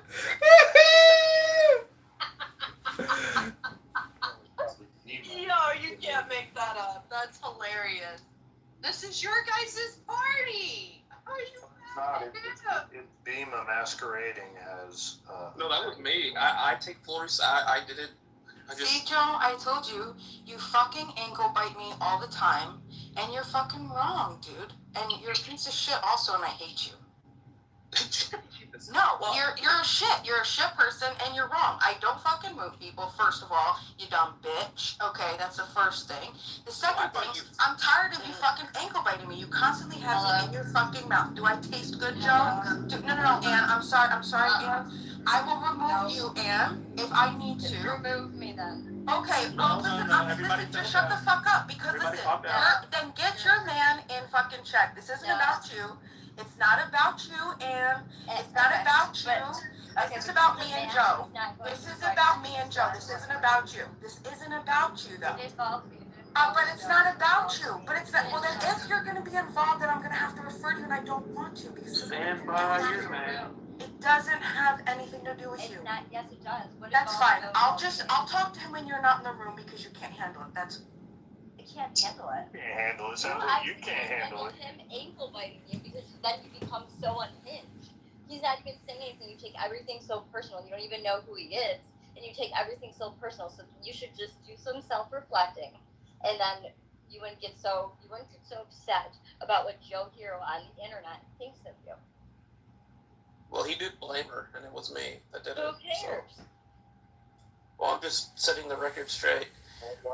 Why'd she lose control though? Why'd she? Because you're always ankle biting me, Joe, constantly. You love tasting me. You love Bema. Constantly, you love me in your mouth. You love Bema all on your tongue, down your throat. You love it. You love it. You love it because you just can't keep me out of your mouth. You can't keep me out of your mouth. I taste so good, don't I, Joe? I taste good, don't I, Joe? Keep me out of your mouth, dude. If you're going to be part of the content up here, we're going to talk about it. Okay. Well, then enjoy the taste. Enjoy the taste. You love tasting. In a Trump room. You love You're tasting. going to be talking. I haven't said anything to anybody. I wasn't referring to you. I don't refer to you. You're always the first one. You're always the first one to have me in your mouth. You just love me in my Joe's mouth. You love taste. You love taste. if Beaver takes credit for it, though, then you got to come over the top, and then you got to have this emotional outburst. Because it's all the time, Joe. It's every time, dude. It's every time. It's never enough. You're the only person. You come in this room and you pretend to be cordial and friendly. Okay, good. Just stop, Joe. Jesus. What happens is you make these comments under your breath. I don't make any comments. I don't refer to you. I don't talk about you. I don't talk to you. That's only okay. I'm responding to you, Joe. To you. But hold on. You cannot. That's a victim. You can't blame the victim, dude. You're the one who's attacked. I'm not saying anything to you. I don't refer to you. I don't talk to you. I don't refer to you. I don't ankle bite you. And you just constantly have shit to say about me all the time. All the time in the chat. All the time. And then you want to come up here and you want to pretend like we're all just like friendly. Like, okay, dude, just enough. Look at the chat, Bima, and everyone agrees with Joe, and everyone's giving. And come on, just stop. No, well, he said. Dude, I get it that he's your cock, but please. That's kind of rude. You don't say that. Come on. Yeah. Did you see what William said? Whatever the hell I want to say. No, nobody. He said you're making. Yeah, I can. Get over it. It's the internet. Get over it. It's the internet. It's the internet. It's the internet. Okay, well then, Ann. Well, why are you then interfering with me and Joe? Because you're unhinged. Hey, Lima, what is pussy spelled backwards? Because. Because it's weird. Then get okay. Well, too bad. I fight with men on this app all the time. I can handle it. He can handle it too. He doesn't need you. Did you see? Who's losing? Who's losing it? And you're interfering with someone that has nothing. All right, it's over. Okay. Joe thought it was Bima. I can see why he thought it was Bima. Why? I don't remove anybody. I don't remove anybody ever. But he accuses me of it all the time. You're viewed as a libtard of the group, but you're not. I did it. That's why I spoke up. Come on, she is the It was libtard. me. All right. There's only some Kitover you could take. Yeah, that was me. I just couldn't take it. Needed a break. Kitover is fine. He could come back. Kitover is fucking. John Kitover is absolutely based. Well, he repeated the same thing over and over. It's kind of a little bit too much, but leave John Kitover, please. I know, I get it. And we know she's not trans. She's a woman. Who? I think. Oh, Obama. I mean, we heard that story 3 times tonight so far. So yeah, we get it. We got it. And yeah, Beaver's a time to take a shot at Bima, though. Come on, can you blame me? But don't you guys think we should take it serious? It's on an official government website. Can you post a link? I've never seen it. I don't know. Kitover, he put it in the chat. Do you think anything's going to happen with this case of this black kid, Nolan Wells? Or is that a boring topic? No, it'll pick up steam. It's all over X right now, and it will get juicier as everybody starts taking their sides. We'll have another round of goodies coming up here, I think. Bima, have you heard about this? No. Young black kid, 18, went out with a bunch of white kids. There was some alleged altercation. No, there wasn't. You're full of shit. I swear to God, check the link up top. I've read it. This is what you guys were talking about with the boat thing. Down by John. Okay, let me the alleged altercation. Is that not the truth? I mean, that's what I read. I haven't read, I've just seen a few tweets about it. I don't know the real, full, latest story. That's why I'm mentioning it. Was he lynched out in the water somewhere? I think they were having fun, and he probably just fell overboard or something. He's the victim of structural white racism, clearly. Let's not start making Eric Clapton level the excuses, all right? What the fuck do you mean he just fell overboard or something and then he just like? Have you ever been on a boat? That's why, Coco, that's why I said it. Especially like if you've gone into if somebody has gone overboard like at night, it's so difficult to find them. And if they can't swim and they start to go over, they start to go under. I mean, it happens so fast. So let me get this clear. If you were out on a boat with somebody at night, Bima, and they flipped overboard, you would just fucking leave them there? Well, that's what you would do? No, but didn't they say that there was a search and people were trying to find them? Isn't that what happened? No, I don't know. I'm still reading this. I mean, like, if he didn't have a life vest on, you know what I'm saying? Like, that's why they make it's so important for everybody to have life vests. I think Eric Clapton's one of the best guitarists of all time. But as far as father figures are concerned, that's different. Okay, guys. Florida, you are so right. My dad absolutely loves Okay, with all due respect, you David, guys. with all due respect. With all due respect, you guys need to calm down. With all due respect. Put the bottle down. You're not going to be around much longer if you keep drinking like this, Dave.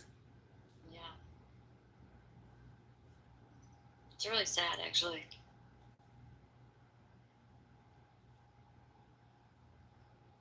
But the Tears in Heaven song is because he wasn't watching his kid and they fell off a balcony. No, that's not true.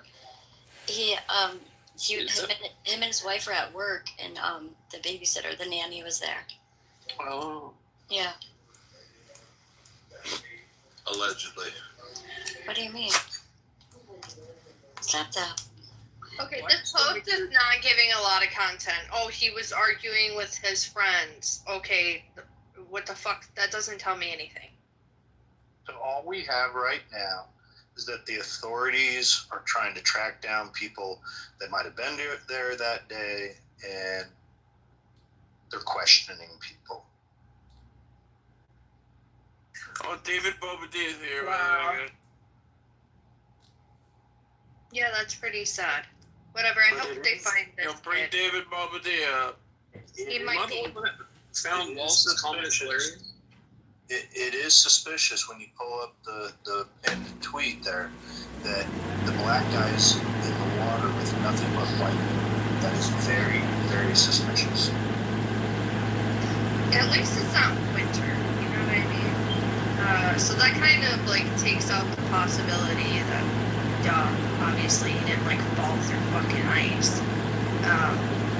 Black people can't swim, so they should have floaties on at least or a life jacket. Oh god, that's not true. Stop it.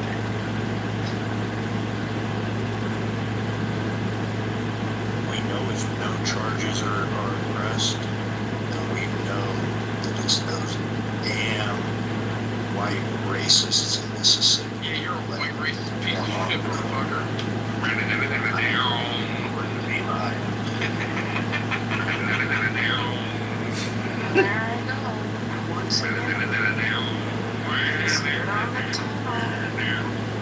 I mean, according to Bima, you don't literally worship the fucking ground black people walk on here, right? People made Wallace hungry. I think that's the greatest quote I've ever read on this app.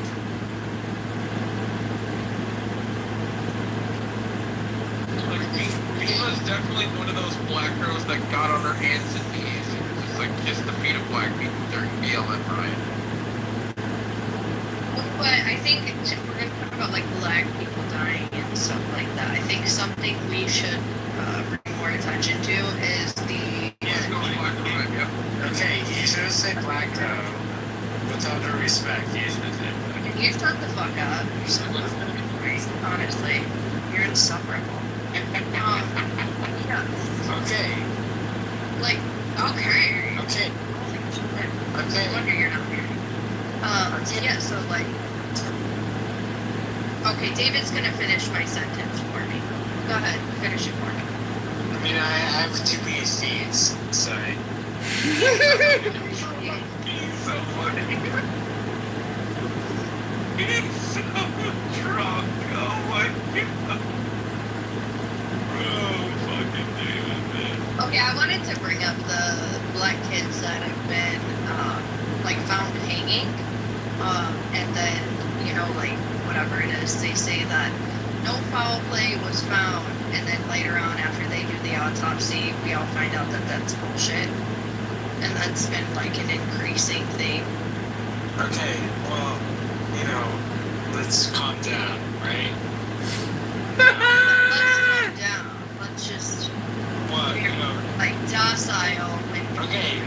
With all due respect, I mean, I have 2 PhDs, so I'm just telling you. Got 2 PhDs. You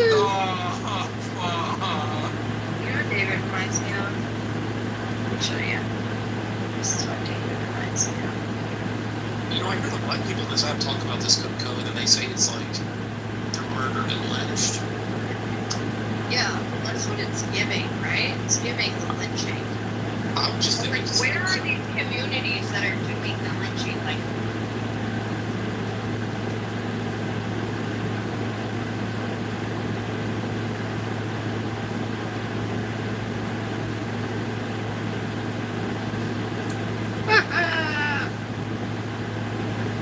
And yourself to an extent. But they're going to do their marches and give their speeches. That's about it. But they're a real organization. Even the Puppet Show! Fucking members of the, they are a real group. I don't know. Most of us back in the day, I would never comment on it really, but like I don't really see where they're effective. Have lived their whole lives on the internet. A good thing is at least they were trying to ban, you know, white native-born Americans together. But I don't know if that answers your question. Hey, Ralphie, can I say something real quick? Oh, hey, Monica, I just want to make sure that before I message you on WhatsApp, if you can give me a thumbs up if you're being decided that you're not like a bot or something.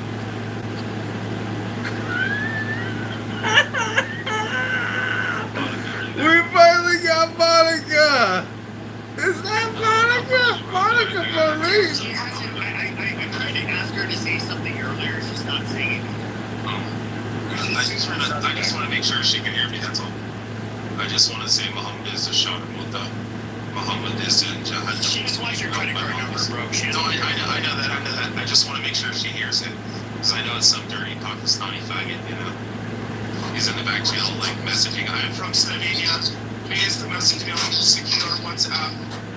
You Pakistani piece of shit. Shut up. You should probably kick Monica. This is a scam. Yeah, Prophet Muhammad is a faggot. He's getting fucked in the ass, and he sucked his grandson's penis. And he loves sucking big black dick. I would have, and I'm sorry, like, I almost never do this. This is a person that was not communicating with us, but there was a reason earlier why when I brought her up and she raised her hand, I was asking for her to just, in a jovial way, at least speak. Because I felt like it was probably a scammer. It is. This person did not speak, and so, yeah, we don't need that shit. Yeah, they said, hello, friend. I said, sup. They said, how are you, friend? I said, good. I said, it's a pleasure to meeting you. Fucking English is terrible. Where are you from? I said, upstate Maine. They said, you know, right, friend? If we be friend, be nice and continue communicating on WhatsApp. It's more secure. I'm from Slovenia. My office WhatsApp number. Text me on This person WhatsApp just now, sent friend. me. Okay, so I turned my notifications off, so I don't get people's messages on here because it will beep like every fucking 30 seconds. I'm not gonna do that. But yeah, the person did send me at. Let me look. It was at request. Hello, friend, with a face with smileys or Same one I got, yeah. hearts around it. 26 minutes ago, and so yeah, no, it's a scammer. It's just I just want to tell them how gay their prophet is, that's all.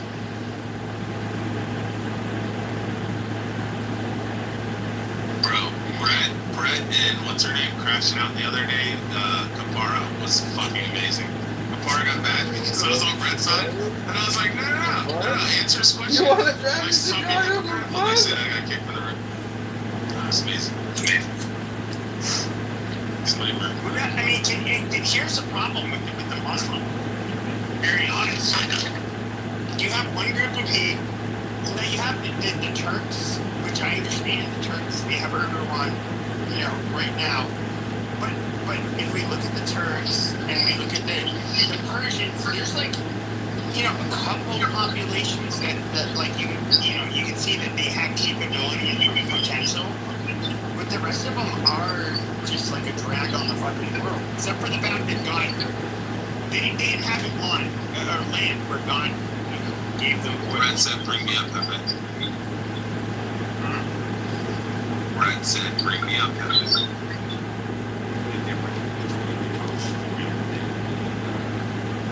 Yeah, it is. Cars pick up significantly on the top. Point out is kind of a popular spot. Like that. Also, they did not camp. They didn't work camp.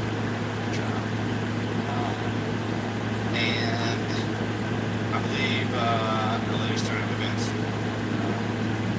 all the children have lawyered up. Oh shit. The children remember anything that occurred. Nobody remembers anything. And if I'm not mistaken, I believe one of the children that was on the boat that caught amnesia all of a sudden. Yes, mother is a judge. I just read all that Wayne said. So, I mean, I guess there was an argument too. At a certain point, I don't know how they got the timestamp on it, on this particular X post, but, so, I mean, yeah, it's like it's going to that process that they think foul play or something has happened. Now, what I know, again, I don't know all the details, I'm still catching up, is that he was alone with a white woman, right, a white girl, and they had wandered off to like a different area or something like that. Is that what you heard, TG, or not? Well, yeah, that's again, all the children are lawyered up first, alright? So we're looking at like sidebar conjectures of shooting, you know what I'm saying? I've heard the wander off story, I've heard he was out there. I'm just stuck at, you don't remember, you know? And if that's the case, I need to know when your memory stopped, whether you remembered how to get back from where you were to the island, from the island to the shore. You remember how to get from the shore into the vehicles to get home. They remembered how to get to the aunt's house to give her the phone. They gave her his phone, by the way. They did. Gave her the phone. They remembered all that. But they don't remember what happened to him. I just need to know what the memories occurred. Is the reporting of local news as accidental drowning or no? I'm not hearing accidental drownings. I'm fairly local to here. I'm not hearing any accidental drownings. I haven't seen it. So I saw the story pop up earlier today. It's happened at the nighttime, like late night or what? I don't know the time context. I'll be honest with you. I don't get it. It's 3 p.m. now. Said that he was last seen at 3 p.m. Yeah, that's also when the tide gets heaviest. But you know, that's they found him, so that's why the city got washed away. Okay, cool, they found him, but you know, fuck, you know, they should tell him something. Was they were, you know, was they were all pumping on some Bam Bam and may have gotten a bad shot off some shit, you know what I'm saying? Not a little water on the boat. You know, they go out. But I'm saying, like, there could be a lot of foul play here, you know what I mean? It just smacks them, you know, they smacks the foul play.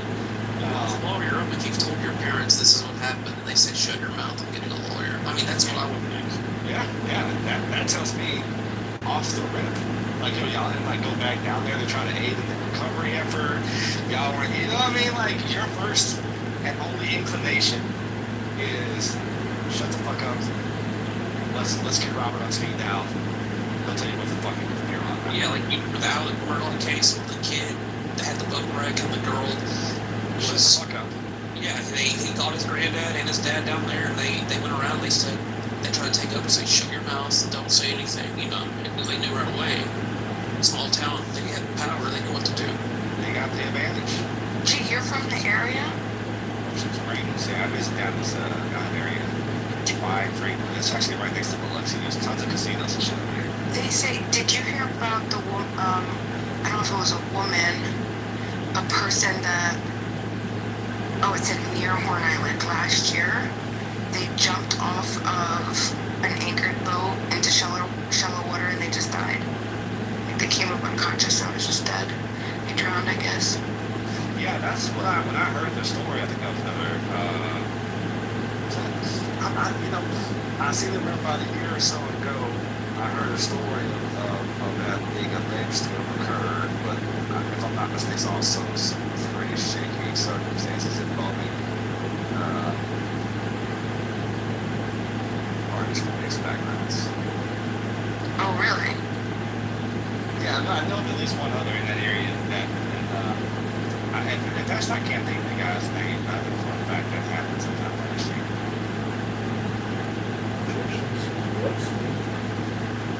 It's just interesting to be honest. We are in a small town, Mississippi. And kids' moms and church. Was it pretty racist there? Like Mississippi burning all that shit. Like, is it really still like that in some places? It's like that in almost. I think a lot of places. It's kind of cool.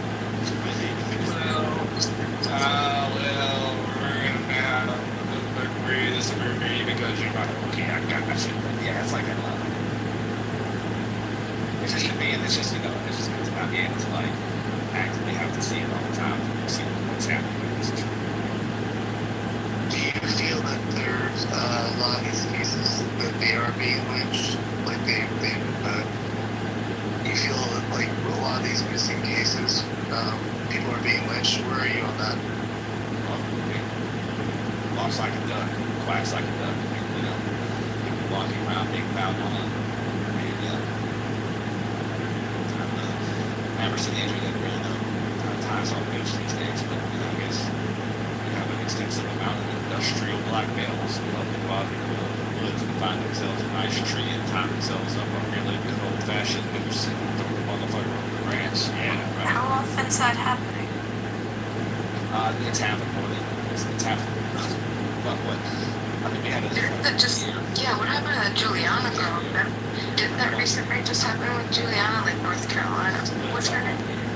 The ones that get broadcast, right? It was just saying how often it actually does happen. It's just how often we see it being broadcast across national media and they have traction. So, yeah. That's America, right?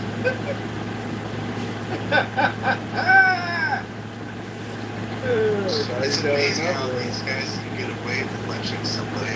None of these people have been caught across the world, though, right? How is that possible? Because of cameras and because if I'm not mistaken, they get each and every one of those circumstances. Suicide. What do you mean each and every circumstance was ruled suicide? I'm not aware of any one of those hanging situations that was ruled anything other than suicide. What's more recent ones that were ruled suicide? Like what state is this and when were they ruled suicide? No. Everyone that I've heard there was of. there was the two boys, the two black boys. They were ruled